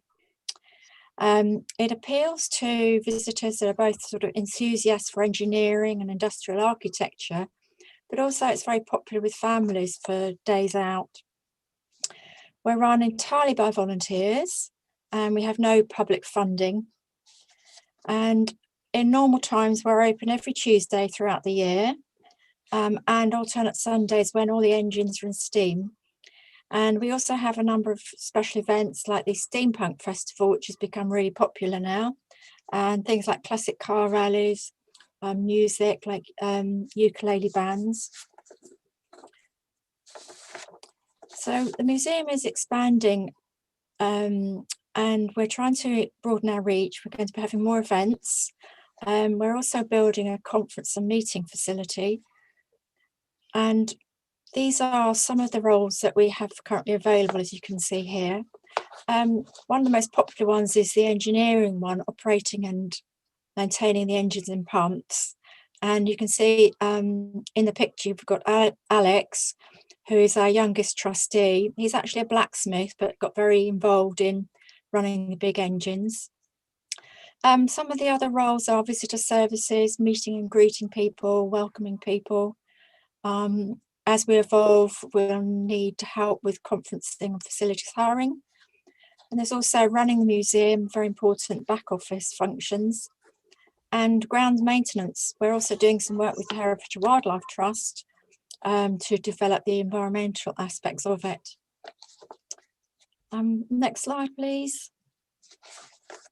So our volunteers come from all walks of life. There's no experience necessary, just an interest in getting to know how the museum works and what it's all about. We provide full training if it's needed and a mentor to help you through the early stages. The hours are very flexible. We don't ask for too many commitments other than to come along for a minimum of 2 hours for a session. Next slide, please. So if you'd like to find out more, please email us. You can have a look at our website. On the website, we have more information about the profiles of the volunteering roles available, or follow us on social media. Next slide, please. So thank you very much. We look forward to hearing from you. Thank you very much, Kathy. Thank you for that presentation. Okay, next up, we're going to be hearing from Mark, and he is going to be telling us about the Belmont Community Centre. Are you there, Mark? You're on mute at the moment, so good job, we've got a few seconds spare. There we go. Hello. Okay, Mark. Can you hear me? Oh, yes, I can. Yes. Yep. Okay. Mark is actually here, but this is Lindsay. I'm one of the trustees of the Belmont Community Centre. And as you can see, this is our centre. We're South Wye. We're wholly run by volunteers here, and we are looking to have as many more that we can possibly do. If you would like to put the next slide, please. Our mission statement is basically, as it says, we would like to be accessible by supporting all generations, breaking down all the barriers and bringing our local community together from wherever they may come from. We just want to help as many people from all walks of life as possible. Next slide, please. Our goals are providing support for local communities, to educate and engage with people of all ages, promote cross-generational activities, and in the hopes that we can get the younger ones understanding more about the elderly and vice versa, and provide space within Belmont so that people can feel safe in the environment that we're giving them, and to be transparent in everything that we are doing. Next slide, please. Our volunteer vacancies are many and varied. Here's a list of just some of them. We are very much looking at having a stay and play group leader, somebody that really loves to work with children and help us to help support in that role. All volunteers do have to go through the DBS checking, and it's all covered by the costs of the centre. We raise our money by events that we do, and we hire out all our rooms, and we are holding a monthly event once we get back to normal, which can go from Burns nights to Valentine's to Halloween, our Christmas concert every year, which we normally put on as a free concert for all the residents that live within the Belmont parish. So we're looking at an events coordinator that can work alongside myself in particular, as I do most of the catering up here, that got bright ideas as to what events we can put on, quiz nights and things. We do have bingo going on monthly, which is very, very popular. And I know the gentleman involved in running that is always very happy to have extra help. Next slide, please. We give complete volunteer support with equal opportunities. I'm promoting anti-discrimination practice. Volunteering is open to anybody, no matter where they come from, what they may be, old, elderly, the young, disabled. We welcome them all to come in and see us. We provide support, encouragement and training, and we work in a safe, healthy and friendly environment. We have a lovely, friendly team at this present moment in time, but we're looking to expand because we would very much like to have the centre open for longer, so that it's always going to be somebody here that anyone can approach. And all training and support will be given. Next slide, please. Some of our service users that we have on regular hire, that regularly hire our place, are Swimming World, the guides, Rainbows, the choir, martial arts, stay and play, social events that I say are monthly. The library services are very, very important here, and we're very fortunate in having the library housed within the centre. Hereford and Worcester Dyslexia Association run here weekly, which is a fantastic charity. We are hoping to put in 2022 another Fun Day event. Our contact details, as you can see, are there. So anybody would be interested in joining our friendly team, please contact any one of us or email, and we'll only be too happy to see you. We only ask that anybody that does want to volunteer just commits themselves to the time that they can spare, so that we know that it would be a regular ongoing thing of maybe 2 hours a week, which would be wonderful. Thank you. Thank you. Thank you very much, Lindsay. Thank you for the information about the Belmont Community Centre. We're going to swiftly now move on to Lisa, who's from the Two-Faced Dance Company. Are you there, Lisa? Hello, hello, hello. Excellent. Okay, so we're ready for you to start as soon as you're ready. Thank you. Yeah, I haven't got slides for you today, I'm afraid, so you just get to listen to me for 3 minutes. Hello, my name's Lisa Sullivan. I'm the marketing manager for Two Face Dance Company. We are a contemporary dance company that are based in the heart of Hereford. If you haven't heard from us before, we are 21 years old this year, so actually been going for a while. The company was founded in 1999 by our artistic director, Tamsin Fitzgerald, and it was originally came from a place of education and teaching contemporary and sort of breakdance styles to children of all ages and abilities. Over the years, the company grew, and we now have a team of dancers who are based full-time here in Hereford, professional male dancers that tour the UK and internationally with a body of work. So it's really exciting. We're here in Hereford, and we're proud to be based here. Last year we moved into our new premises, which is the Centre for Movement, which is on Jail Street. It's the old Magistrates Court building, stunning building. And also last year we were in the middle of a UK-wide tour of our latest work when COVID hit. Unfortunately, that took away all our earned income, all our ability to perform to audiences and to do the regular class program that we do week in, week out. Obviously, we adapted and we went online with a lot of stuff, but it has reduced our sort of income quite considerably. Coming up over the next 12 months, we are launching a new body of work and an extensive fundraising campaign. So we are looking for volunteers that are able to join us on that journey. Predominantly, we're looking for digital volunteers, people that want to join our database and that are willing to advocate on our behalf, to share the information that we send out and to like and comment on the things that we send out there. So if you want to be part of that database, please do get in touch and let me know your details and I'll add you to that list. We're also looking for volunteers that would be interested in helping chaperone live performances in the future. We are well known for our live performances in Hereford.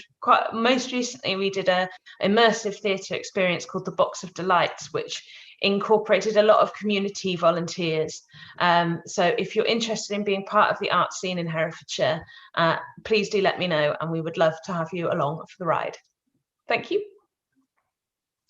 Thank you, Lisa. Thank you very much for that. Next up, we have Louise Murphy from the Madley Environmental Study Centre. Are you there, Louise? Hello, I'm here. Excellent, excellent. I'm pleased to hear that. So yes, we can start with your presentation as and when you're ready. Yeah, that's great, thanks. MESC for short, we're a charity that offers environmental education activities for people all ages and abilities. So that includes having school groups, family days, workshops for adults, seasonal events, so activities like that. And we're based on a beautiful nature reserve 7 miles southwest of Hereford. So the photos just give a flavour of the activities we do. So we've got pond dipping with a home education group there, mini beasting, finding little mini beasts under logs, that's with a school group, and some willow weaving, that's an adults course. There's a Halloween event picture there and a Christmas event picture, and you can't really see, but we've got a course there for adults with learning disabilities going on in the corner, and a reptile encounter day. Can't really see the snake in the corner there, but so we've got lots of different activities that we offer. Next slide, please. But what we're looking for is volunteers to help maintain that beautiful nature reserve. So basically, we need tree planting, coppicing, pond maintenance. You can see there some pictures of people getting in the pond with their waders on. If that's not for you, there's path maintenance, looking after the log cabins and the outdoor classroom areas. So here's a few photos of people taking part in tasks like that. And we just need to maintain that nature reserve for wildlife and for all our visitors. We've got a small team that meets on a Monday, but depending on your interest, we can organise regular weekend activities as well for volunteering. So, and our group has great fun. You don't have to get mucky, but it's usually part of it. Next slide, please.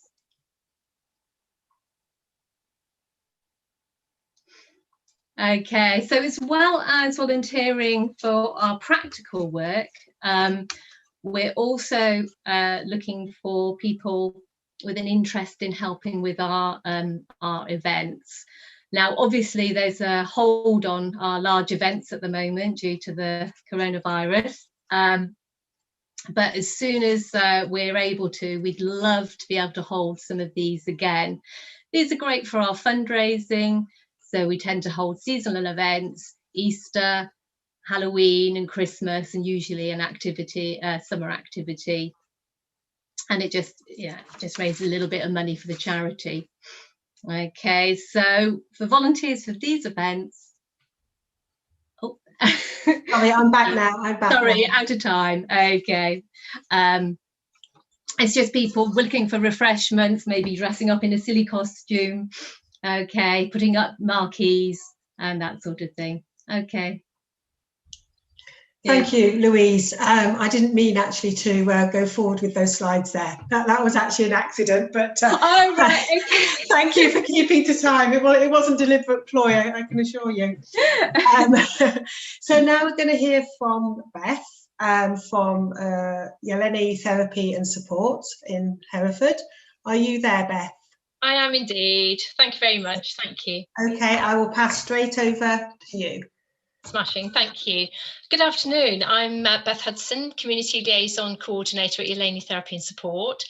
We're an award-winning complementary therapy centre and cancer charity, offering a free package of support to anyone living with any cancer, from diagnosis to post-treatment. We can also offer free support to anyone, any of their carers too. So our youngest client living with cancer is 10 and our oldest client is 76. Please look at Yeleni's Facebook page, actually, because one of our clients, Viv, she's done a lovely video for us recently on World Cancer Day, talking about how Yeleni has helped her cope with her cancer. So check that out, please. We have continued to support anyone actually in Herefordshire during the pandemic through our emotional and physical wellbeing sessions online and our telephone befriending service. So we were really relieved to be able to continue that support on, even though our doors were closed. We were awarding the Queen's Award for voluntary service in 2016 and the Macmillan Quality Environment Mark in 2017, recognising us as an excellent a centre of excellence for cancer care. I mean, I started as a volunteer actually, and then joined the very tiny but efficient team, and I raise awareness for Yeleni.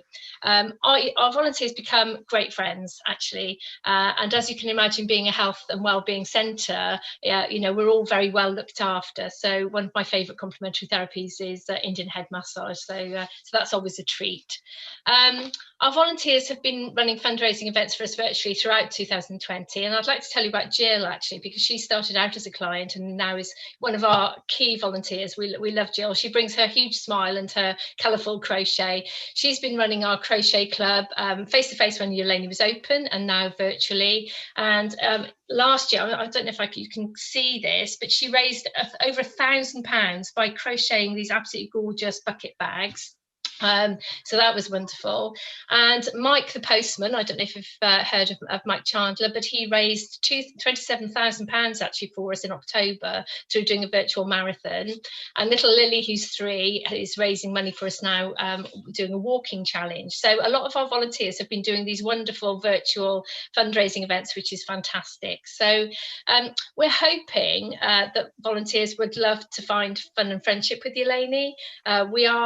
I describe Eleni as my second family, actually, because we do really care for each other, and it's a wonderful experience, you know, being there. So we welcome volunteers, whether that is through for raising awareness or by joining a new fundraising team that we're looking to set up and supporting our fundraising events. They're always really well supported by the team, so never alone on that. And yeah, so if you'd like to know more about volunteering for Eleni Therapy and Support and Cancer Charity, then please get in touch with me. You can see the email there, which is also Beth@Eleni Support, if you'd like to know more about volunteering for Eleni or knowing about Eleni as a complementary therapy centre and cancer charity. Thank you very much indeed. Thank you. Thank you, Beth. Thank you. And Beth's details will be in the booklet that we will send out to you after the event as well. Next up, we're going to hear from Hereford Cathedral, and it's going to be Peter Challenger that takes us through the volunteer needs with that organisation. Are you there, Peter? I am, yes. Excellent. Over to you. Hi, good afternoon. My name's Peter Challenger and I'm the Visits and Volunteers Administrator at the Cathedral. And my job mainly focuses on visitors and tours, as well as my involvement with volunteers, their rotas and general communications with them. Next slide, please. Recently, we launched an online recruitment drive, and this has appeared on our website and social media. Indeed, the production of a new leaflet has been fantastic, and it's available to those wishing to become volunteers. This is available to download as a PDF on our website before we produce the hard copies to be distributed around Herefordshire. Next slide, please. So what sort of people are we looking for? Well, the roles vary in terms of what's required, and I've written profiles for each role that I can give to anybody interested. Our new leaflet also gives brief descriptions of the sort of activities involved. Now, owing to the pandemic, our numbers have been going down ever so slightly because of restrictions and shielding. But the groups listed here are the ideal sorts of new volunteers that we'd be interested to hear from. But we'd be interested from anybody, really. Next slide, please. So these are the exciting roles which we are most keen to gain new volunteers in. As I mentioned a moment ago, the requirements and physical demands do vary. For example, welcomers are mainly situated in the same place, sitting down, and so the role is not very physically demanding. Our guides, however, do need to be on their feet for at least an hour in their guided tours. You'll notice down the bottom, there are some starred roles, and these are brand new volunteer positions for 2021, and they are located in the cloisters, which are normally inaccessible to the public. The new escape room is arguably the most different to all of our other activities, and this could see a multitude of group bookings in the future. Next slide, please. Of course, there are lots of other areas in which to volunteer. In this list are some of the more specialist roles, but also, to be honest, roles that are not currently taking priority. The roles on the previous slide are the ones we are mainly focusing on as we reopen, owing to their links with visitors and tourists. However, these options are worth investigating too. Next slide, please. Now here we've got some quotes from a few of our excellent public-facing volunteers. I'll just give you a few moments to have a quick skim through. We've suspended the tower tours for the time being, which will explain the last quote. Is it possible for you to just read a couple of them for the people that aren't able to see the screen? Of course. So this is from Peter. I'm delighted to personally contribute to the wonderful work that Hereford Cathedral makes within the local community. By offering just a few hours a week as a volunteer, I'm comforted to know that my contribution helps the wider aims of the Cathedral's important mission. This gives me a positive sense of purpose. So that's from Peter. Next slide, please. So it's great that our volunteers enjoy being on duty here. As an accessible organisation, we're always keen to keep options open. The quote from me is from the Cathedral website, and I've been working with our volunteers since 2018. And I've got a wonderful colleague, David, who is part of my volunteer recruitment team. Next slide, please. And that's all from me for today. Thank you ever so much for listening. And I hope that this gave you an interesting, albeit brief, look at volunteering at the Cathedral. The relevant contact details are available on this slide, but do feel free to contact me. Thank you ever so much. Thank you very much, Peter, for that insight into the cathedral. Okay, next up we have Mary Boardman. She's from Hunterton Community Gardens, and she's going to be sharing with us a little bit about the gardens and the volunteers they're looking for. Are you there, Mary? Yes, I am. I've just managed to unmute myself. Excellent, it's a good start. Have you got my slides? I certainly have. Good, okay. Oh, you're There we putting them go. up like that. Oh, right, well, Yes. just leave them up as they are then, right. Yes. Okay, thank you. I'm just one of many friendly and varied bunch of volunteers who meet weekly and work together for a couple of hours or so at Hunterton Community Gardens. It's a well-kept secret where it is because it lies somewhat hidden between the Villa Street flats and the garage area accessed via Cagebrook Avenue in Hunterton. We grow fruit, flowers and vegetables and have developed a children's play area over the last 5 years or so since we began. And we started with an ideas and consultation event attended by over 30 local residents, some of whom have become involved. I was going to ask you the slides, but we are a properly constituted association, and a summary of our aims says that we try to create a community garden open to all, where we share the harvest, our skills and the work in order to promote healthy lifestyles in a quiet, calm and enjoyable way, whilst protecting the environment and making play spaces and being as inclusive as we can. Our annual events and activities include a wassail, a river carnival procession, and apple pressing. We also have a lot of children's activities, so the play area is well used. And during school holidays and half terms, these are led by Joe Dainty from Everyday Play and other Forest School qualified leaders. Currently, an after school club, and a session called Garden Tots for preschool children are both running with pandemic precautions in place. We find that the children have great fun while the parents have a little respite time and can network with other parents. There were 6 families involved this week, which is allowed you, surprisingly, with outdoor activities of this kind for vulnerable people during regulation, according to the regulations. We have lots of volunteering opportunities, gardening of all sorts, obviously, from sowing to harvest, from radishes to picking grapes off the vine. And we have also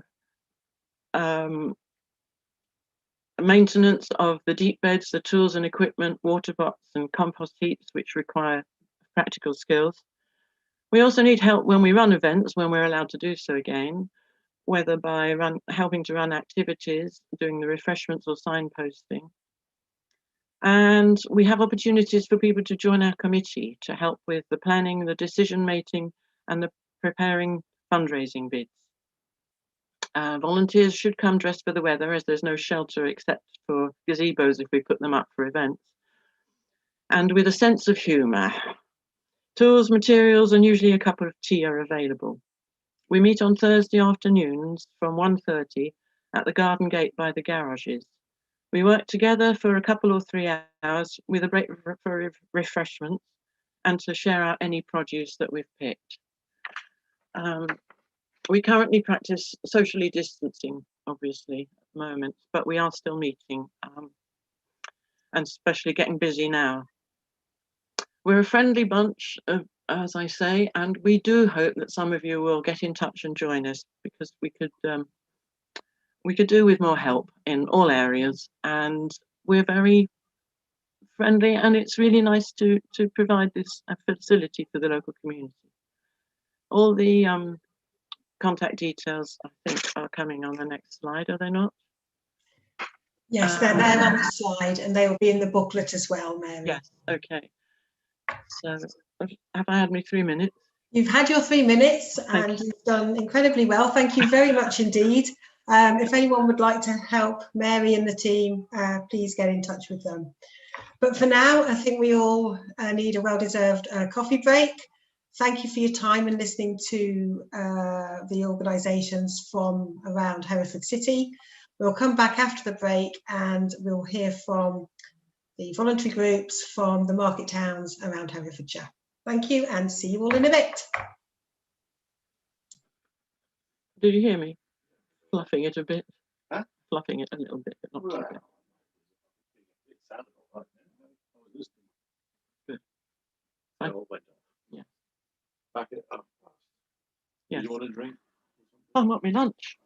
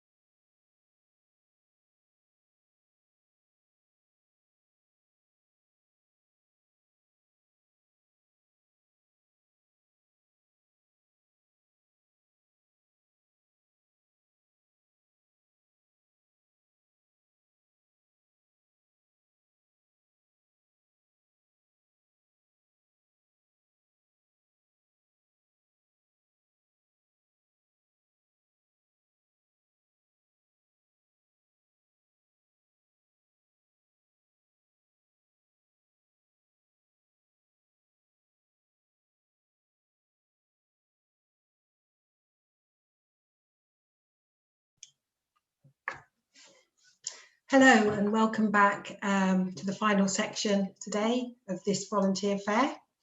So we're now going to be hearing from those charities based in the market towns around Herefordshire.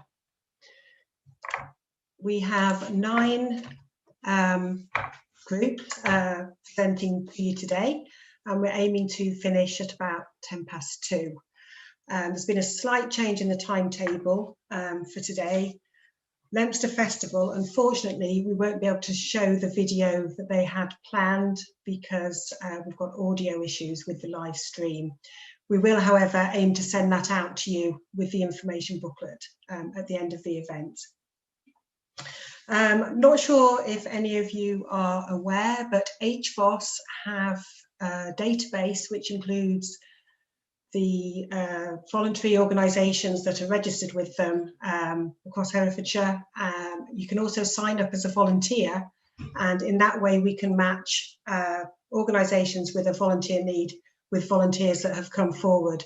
So we will send out details on how to register with the information booklet at the end of the event.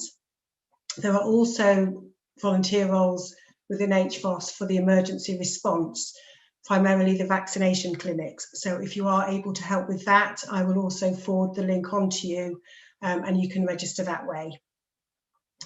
So I just wanted to share that with you. So the next one up for this section is David, and he's from the Bromyard and District Local History Society. I can see him there waiting, so that's reassuring that he's there ready for starting at 13:34. As I said before, if you have any questions, please include them in the chat and we will do our best to answer them for you.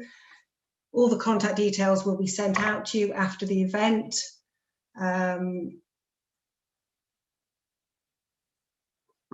All of these groups presenting today, they really all do need your help. So please, if they are of interest to you, please put yourself forward and offer to assist them.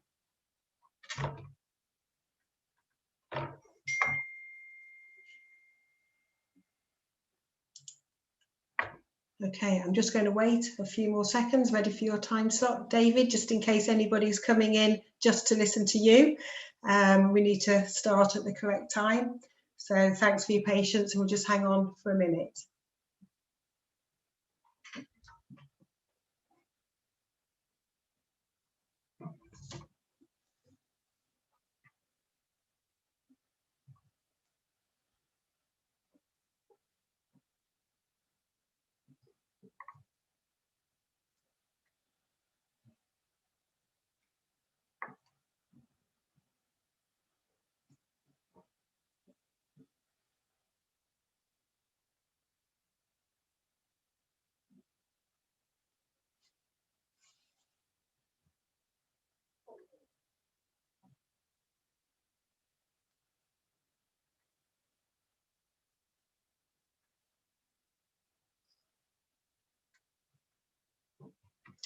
Okay, David, we're just about ready to go. So whenever you're free to start, please go ahead. Just unmute yourself, David. Thank you. Okay. Welcome to Bromyard History Society's presentation on volunteering opportunities. Next slide. We are fortunate to have our own building in the centre of Bromyard with excellent facilities. The History Society runs a full programme of events throughout the year. Next slide. The Society has many opportunities for volunteers covering the following areas.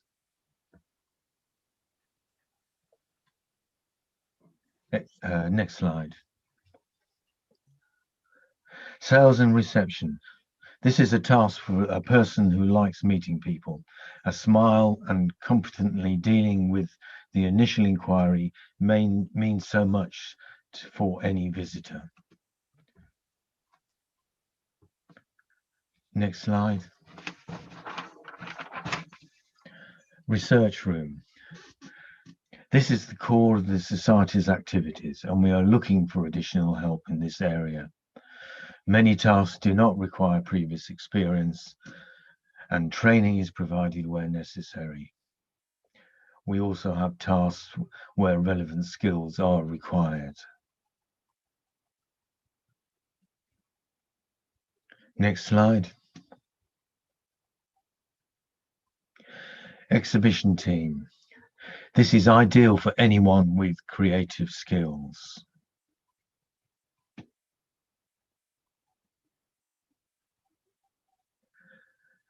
Next slide.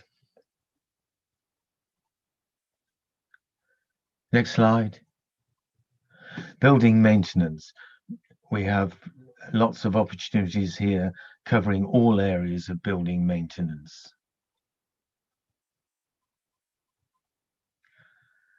Next slide.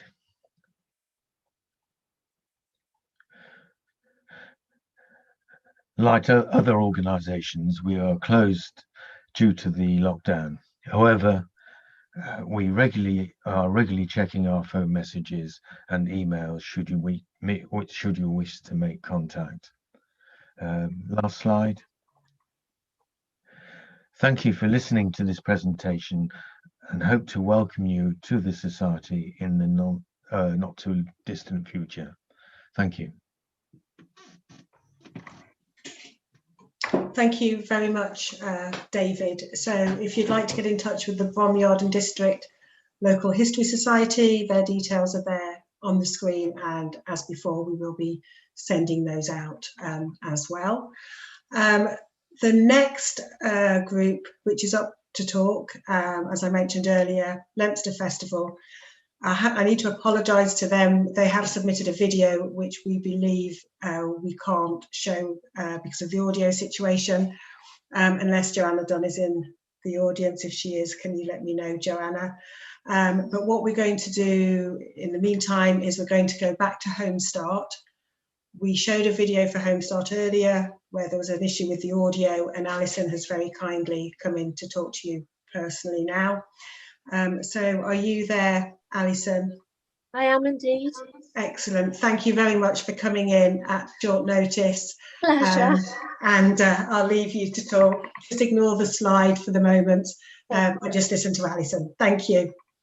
Okay, thanks very much for giving me the opportunity again to talk about Home Start Herefordshire.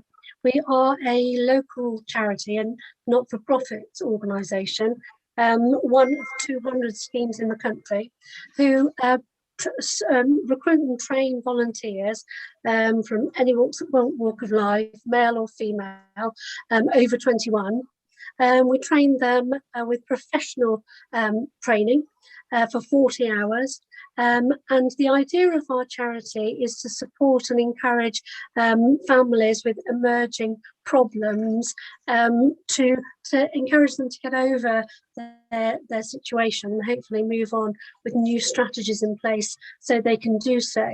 So the whole process is we will have referrals from around the county from different family situations. It could be any type of abuse they're struggling with. It could be depression, mental illness, child's bad behaviour, too many children don't know what to do, school attainment, isolation in Herefordshire is a big one. So we'll get referrals from around the county of some emerging situations with families. And the idea of Home Start is that we match them very, very carefully, one-to-one support with one of our trained volunteers. The volunteers get an enhanced DBS check. They have to attend the course, and they also have to have good references before they are able to be matched with a family. But the one-to-one support that they give to the family is once a week, between 2 to 3 hours a week. Currently we're all doing it over the phone or meeting outside one-to-one, but normal times we would go to the family's home and we would support them there for a couple of hours. It could be just listening, sitting listening to mum or dad at the kitchen table for a couple of hours. hours. You might be the only adult communication that they've had all week, or it could be more than that. It could be trying to put strategies in place for the families to overcome the emerging problems. So you could be working very closely with finances, healthy lifestyles, cookery, budgeting, all sorts of things that families these days do struggle with. The children we deal with are from 0 to 18, and ultimately the whole point of our service is to safeguard those children, to make sure that they're having the absolute best start in life that they can do, and we're there to hopefully put them back on the right road so that we can say goodbye after our journey with them, and know that they are able to continue that journey with being empowered and giving them more sort of strength and, you know, want to crack on. So it's quite flexible. You can pick your time and day that you go and visit your family. You have to sort that out with the family that you're picked with, that you're matched with. And then we try to do sort of a few months visits once a week over a few months, and hopefully at the end of your journey we will close knowing that we had done a good, rewarding job and achieved lots of good outcomes. So if you're interested, the next course for home visiting volunteers starts on the 22nd of April. It's 9:30 till 2:30 every Thursday until the 8 weeks are over. You possibly will be starting your training virtually, and then hopefully towards the end of the course, which will be in June, we'll be able to meet you all face to face in a village hall or a learning situation. So give us a ring or contact me on Facebook, Home Start Herefordshire on Facebook. Give me a private message and I'll get back to you straight away, and we'll get chatting about you coming to help us be a volunteer. So thank you for listening. Thank you very much, Alison, and again, thank you for stepping in. There was a slide. I don't know whether you want to show it with all the details. I can't go back to it now, unfortunately, because it's way back in the presentation. But what we will do is everything is being sent out to everyone who's taken part today, so they'll have all of those contact details. Thank you. Thank you, Alison. I'm actually just going to quickly show the contact details slide for the Leinster Festival. Unfortunately, their video isn't going to work with the audio situation, but if you want to be involved in the Leinster Festival at all, these are the contact details. It's Joanna Dunn. If you contact her, and she'll be able to give you some more information. We will try and get the video over to you as well after the event. Okay, so now we're going to move on to the Lark Development Trust, and Jackie is hopefully there waiting to take us through that. Yes, I'm here. I'm Jackie. Am I ready to go? Yes, please do. I'm Jackie Hershey, and I'm chair of Development Trust, which is a charity which was established back in the noughties to look after Grange Court when it ceased to be council offices and was given to the charity to run on behalf of the people of Leinster. And we're quite a mixed bag, because we are the historic building, which obviously is open to the public and has rooms to let for meetings or functions, and we hold weddings at the house, either in the big function room or in the mayor's parlour, just depending on the size of wedding you want when we're not all locked down by COVID. And we have offices to rent, to let out, which are let to small businesses and various social enterprises. And we have a cafe, which is run by My Enterprise, which is a not-for-profit social enterprise helping people with adults with learning difficulties to learn a trade. So we have several types of volunteer. We have volunteers who run reception for us and who are in there guiding people either to find businesses that they're wanting to visit, or to have a look around the house and to give them a bit of a guided tour of the house if necessary. They obviously are really important. There are the first people that people meet when they come into the building. We have a team of volunteer gardens, because although you can't see it from that picture, there's a beautiful knot garden, a parterre at the front of the house, and there's a walled garden at the back and a wild garden to the side. And so we have a team of volunteer gardeners who are run by a very able gardener who keeps them all in order and tells them what to do, and spends hours and hours and hours, as you can probably see, trimming the hedges.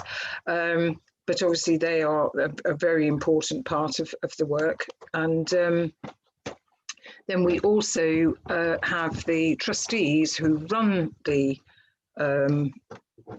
trust and who look after the building as a whole. And actually, that's the role that I'm wanting, hoping that people will come forward to want to join us as a trustee, because obviously that's a very, very important part of it.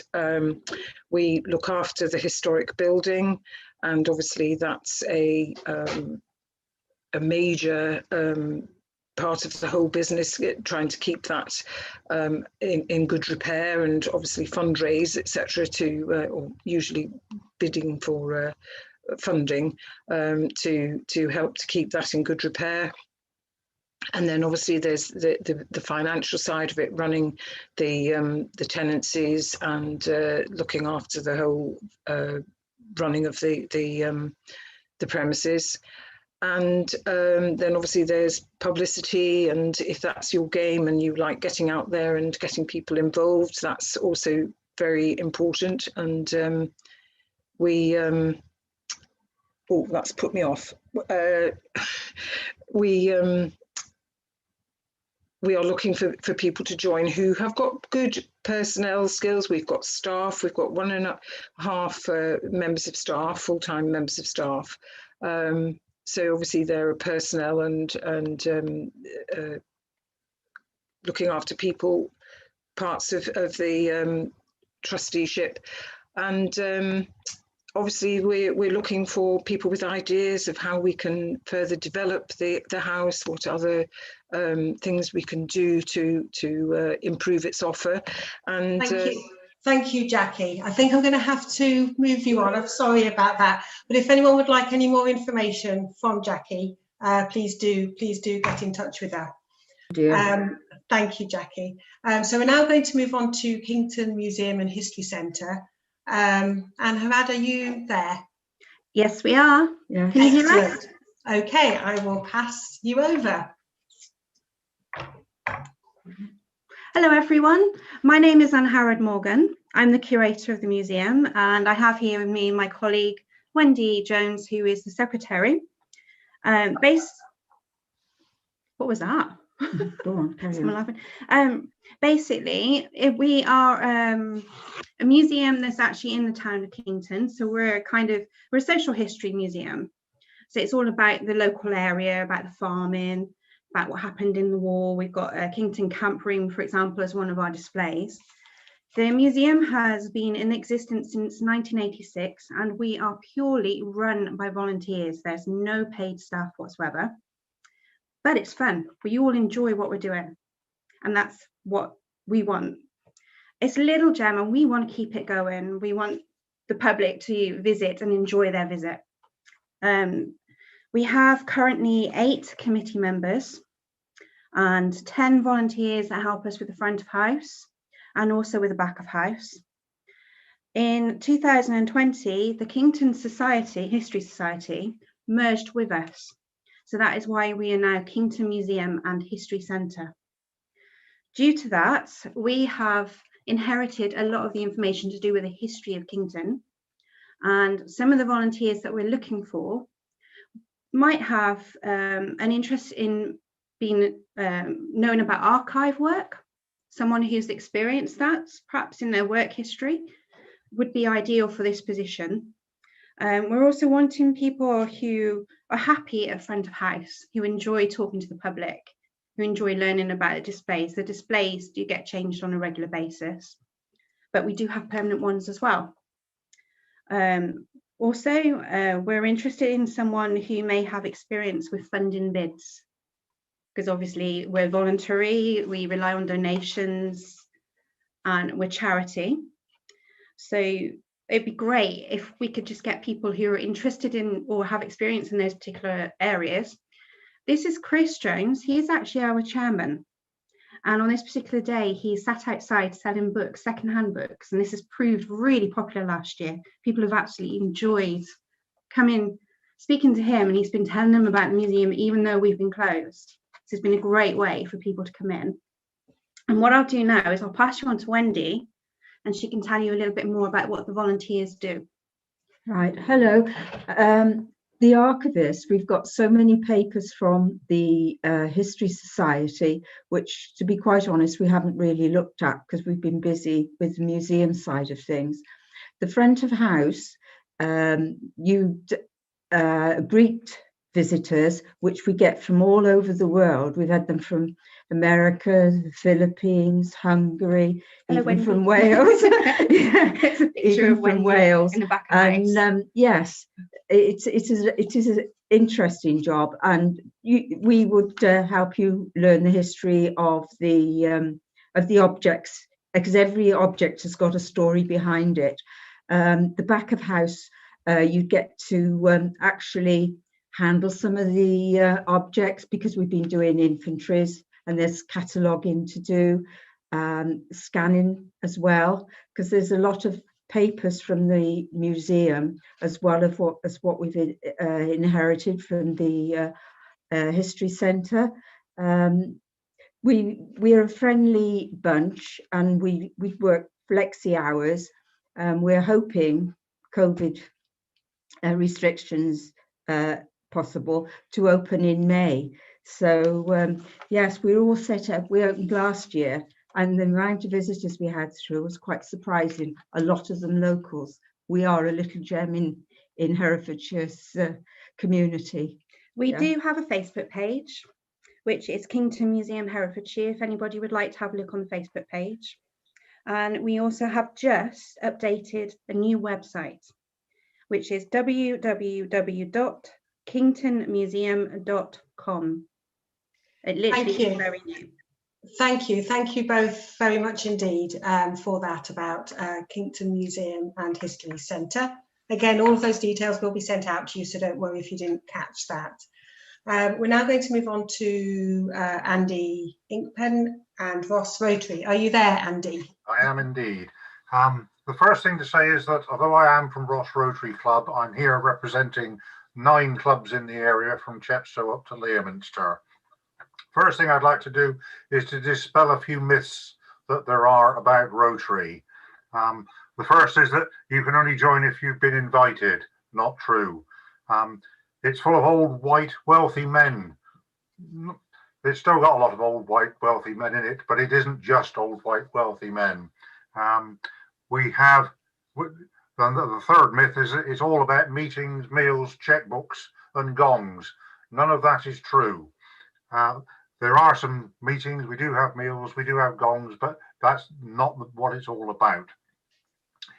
All of those things may have been true 30 years ago, but we've moved on a long way from there, and we are becoming more and more diverse and are actually reflecting our local communities in whichever area we are in.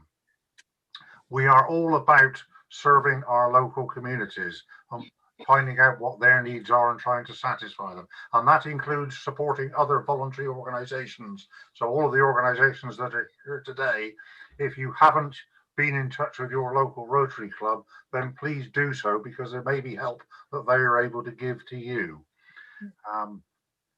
It's about making friends. It's about having fun. If you want to find out more about Rotary, then all you have to do is to type Rotary into your search engine, and you will get access to one of the world's largest international charitable and community service organizations. I would urge you all to come and talk to us. You might be surprised. Thank you. Thank you. Thank you very much, Andy. That's great. We're going to move on quite swiftly now to try and keep to time. So we're going to move on to Roger. Are you there, Roger? Yes, I am. Excellent, excellent. Okay, so he's going to talk to us today about door community transport. So I think we're ready to go whenever you are, Andy. Thank you. I mean, Roger, sorry, Roger. That's okay. I'm Roger Bradley, and I'm from Door Community Transport. And I'm actually here today to encourage you to volunteer as a community transport driver. There are actually 7 transport schemes covering the whole of Herefordshire, as you can see on this slide. 5 are based on the major towns, and then there's Door Community Transport, which covers the southwest corner of Herefordshire, and Hay Dialer Ride. And all of those groups will be looking for volunteer drivers. Can you go to the next slide, please? Of course. Community transport, go back one. Thank you. Community transport groups provide a low-cost door-to-door service to people who have no alternatives and who would otherwise be very isolated. The groups use their own vehicles, and volunteers can use their own cars. This slide actually shows 2 of the 6 vehicles that Door Transport operates. Each group will operate slightly differently, but the next slides explain how Door Transport works. If we can move on. That's the area that Door Transport covers. We pick up people who live in this area, and we take them to destinations usually in Herefordshire, but quite often, sometimes much further afield. If you're a volunteer and you volunteer for Door, then your day will normally start at either US Harold or Kingston, which is where we keep our vehicles. Next slide. You can drive as much as you like. You can do a full day of 9 till 5, or it could be just a single journey. A lot of people think we do medically related trips only, but we don't. We do much more than that. We take people shopping, to catch a train, or to meet a friend. And at the moment, we're doing a lot of COVID vaccination trips. Next slide, please. So why volunteer? Firstly, you'll be providing an essential service to people who have no access to transport. Many people in Herefordshire live in isolated places, and providing transport gives them access to other essential services. And it also opens up opportunities for them to participate in society again. More than that, though, you also provide indirectly a social benefit to some of our passengers. Some of them don't meet many people, and they really do look forward to their trip with community transport. And also, and perhaps most relevant to me, because I like driving, if you do like driving, what could be better than driving around the lanes of Herefordshire? You'll soon get to know them very well. Next slide, please. So there are a few rules about who can drive and who can't. To volunteer for Door, you must be over 25. You can drive until you're 80 if you're fit, but you must be DBS checked. You can drive your own vehicle or your own car, or you can drive one of our vehicles. You can drive occasionally, or you can drive on a regular day. If you do use your own car, you'll get 40 pence a mile. You'll be trained in the use of our vehicles and in our systems, and we'll insure you against loss of your no claims discount in the event of an accident driving your car on Door business. And in the current climate, we have fitted screens in all of our vehicles to separate the driver and passenger compartments. If you're interested in volunteering or just want to find out more, ring one of the numbers shown on this slide. In Door Transport's case, between 9 o'clock and 12 a.m. Monday to Friday. Thank you for listening. Thank you very much, Roger. And if any of you are able to help to become one of the volunteer drivers for Door Community, please do get in touch with them. Okay, so 3 more to go. So next up, we've got Age UK Ross, and we're going to be spoken to by Laura Simnett. I can see you're there, Laura. So I will move on to your slides, and we're ready to go whenever you are. Thank you. Thank you. Can you hear me okay?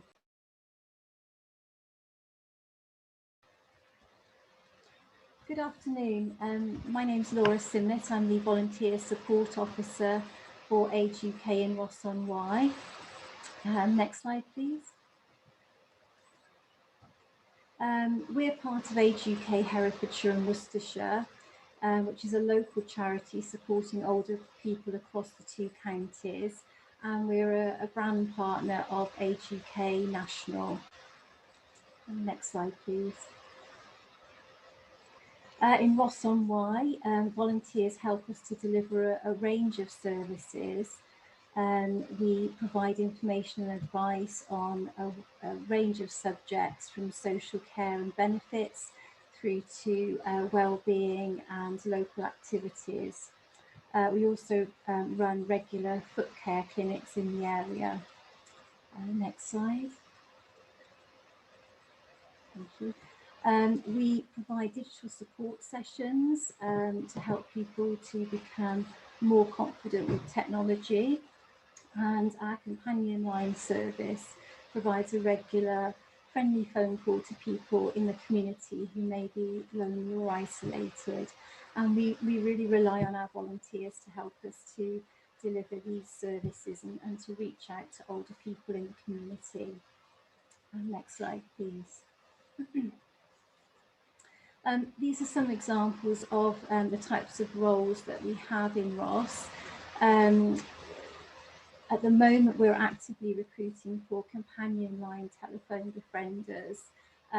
But if you're interested in any of the other types of roles, then we do encourage you to get in touch, because some of our services are running on a very limited basis at the moment due to COVID restrictions, but obviously we very much hope that they'll be up and running in the near future. So do get in touch if any of those other roles are of interest. Next slide, please.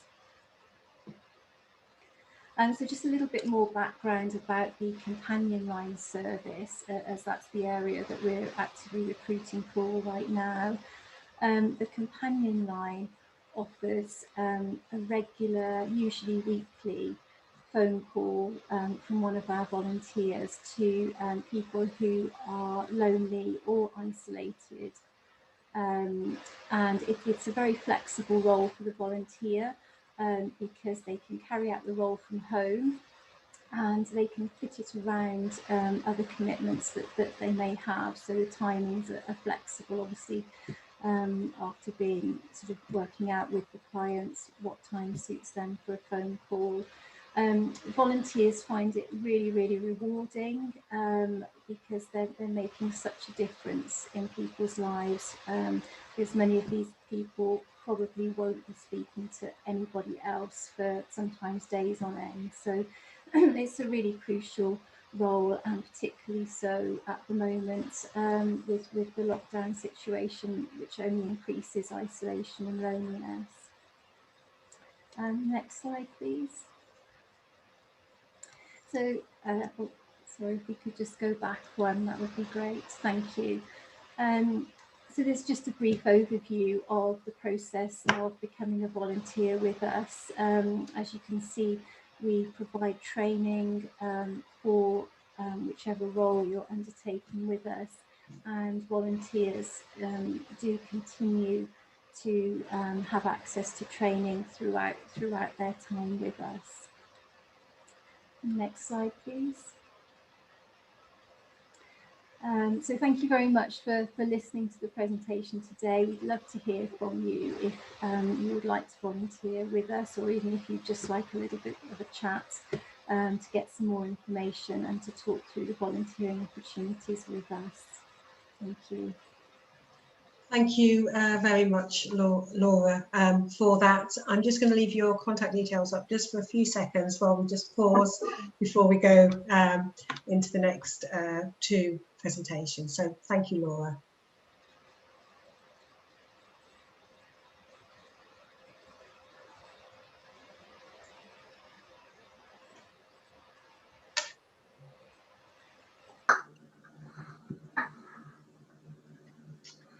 Okay, so we're now going to move on to Bomyard Food Bank and the Money Advice Centre.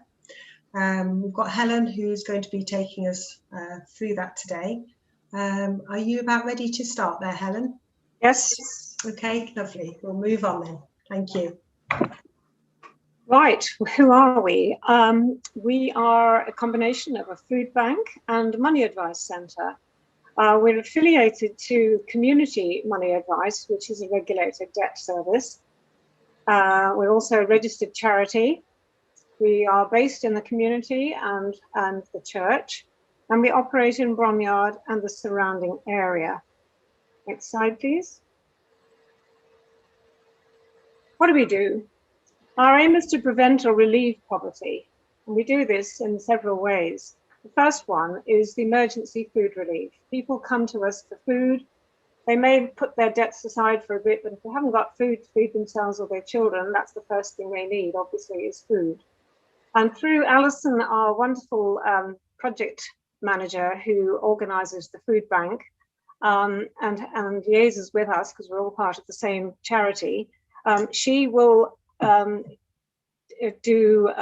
she will pass on people, refer people to us after they've had 5 food parcels or possibly earlier, if they, she'll ask them if they do have any money problems.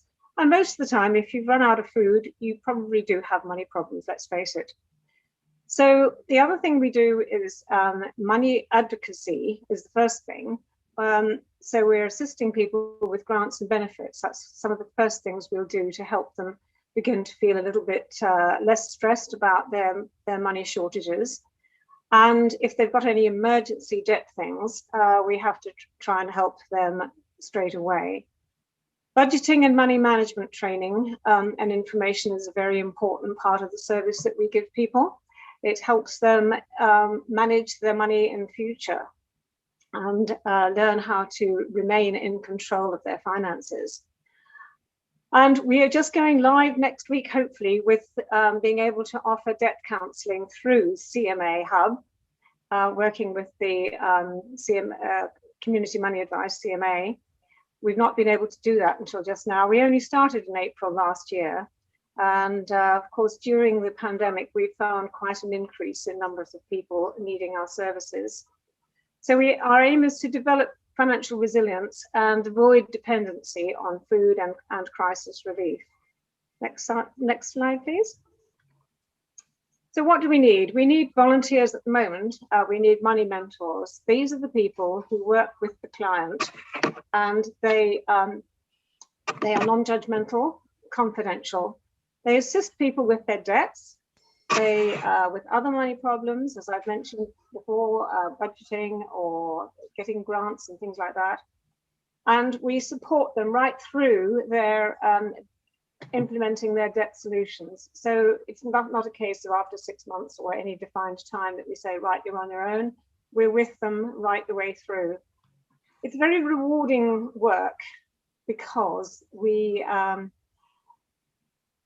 you imagine when somebody walks in and they're so depressed they can hardly speak to you, and you say, look, you know, we're here to help you, and you offer them that hope, and then it's setting them free from debt ultimately. It's very rewarding indeed. So we're looking for people who can help in that particular work. They need to be DBS checked, they need to be IT literate, and they need to be a driver with a car. So if any of you feel that you would like to do this work, we offer full training, and it's a very, as I say, very rewarding work. So thank you very much. Next, yes, there we go. Thank you.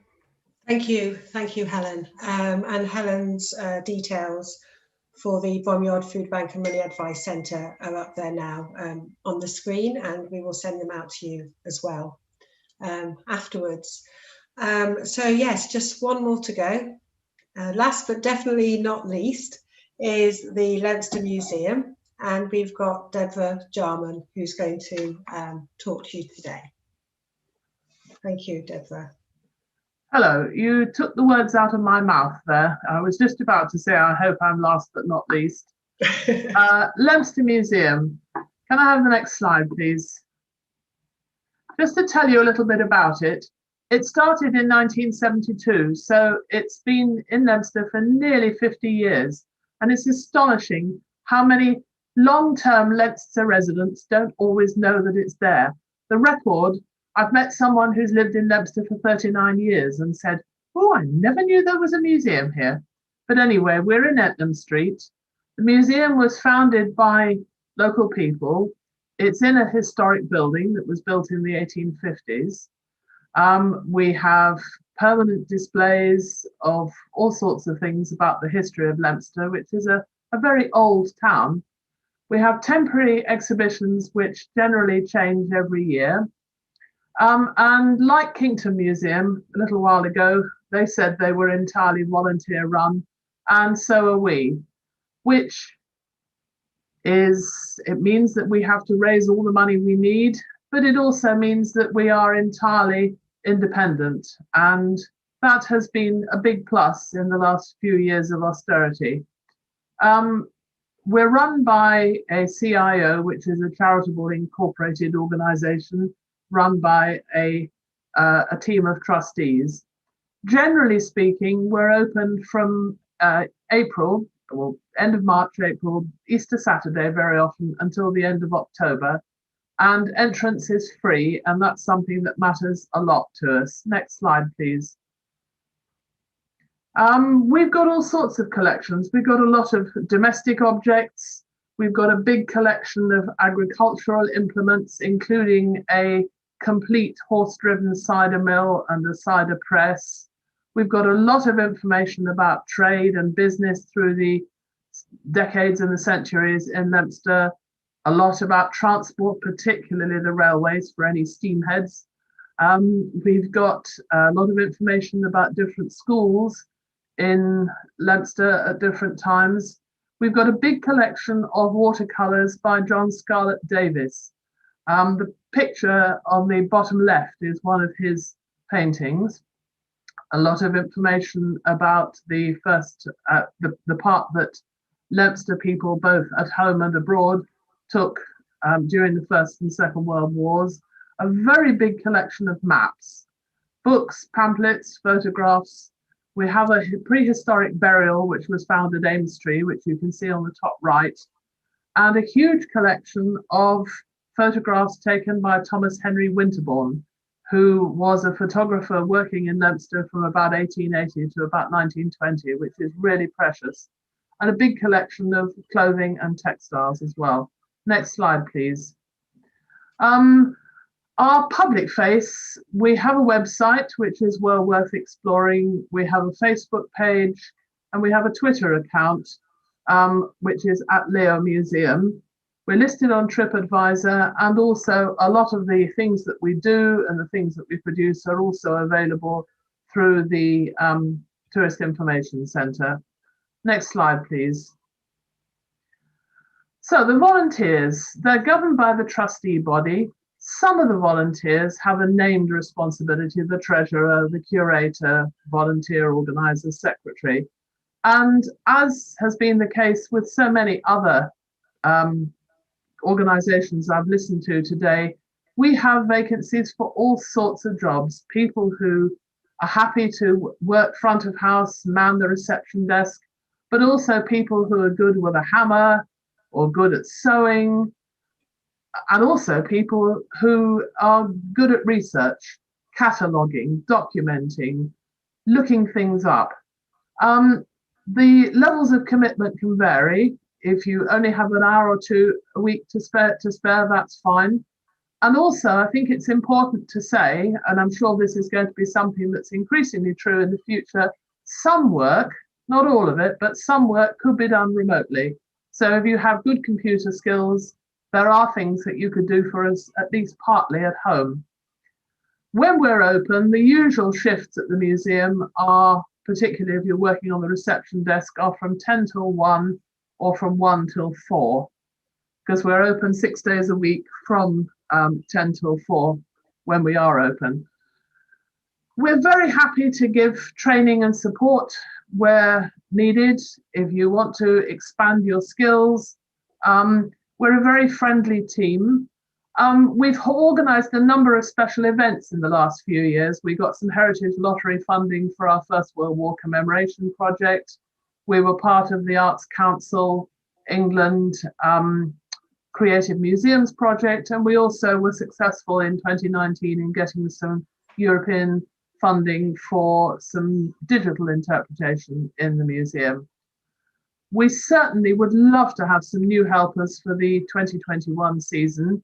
As I said, our normal season is from April to October. We hope to open in May this year, like most other museums. The best thing to do is to look first of all at our website, and you can contact us through that, or through the Facebook page, or through Twitter. Contact us to arrange a time to come in, see what we do, tell us what your skills and interests are, and we look forward very much to meeting you. Thanks for listening. Thank you, Deborah. And that brings our volunteer fair for 2021 to a close. Thank you to everyone for taking part in the fair today, and thank you to all the speakers. We hope you've enjoyed it and learned something new about the voluntary groups across Herefordshire. Please do get in touch with the groups you think you're able to help. They really do rely on volunteer support.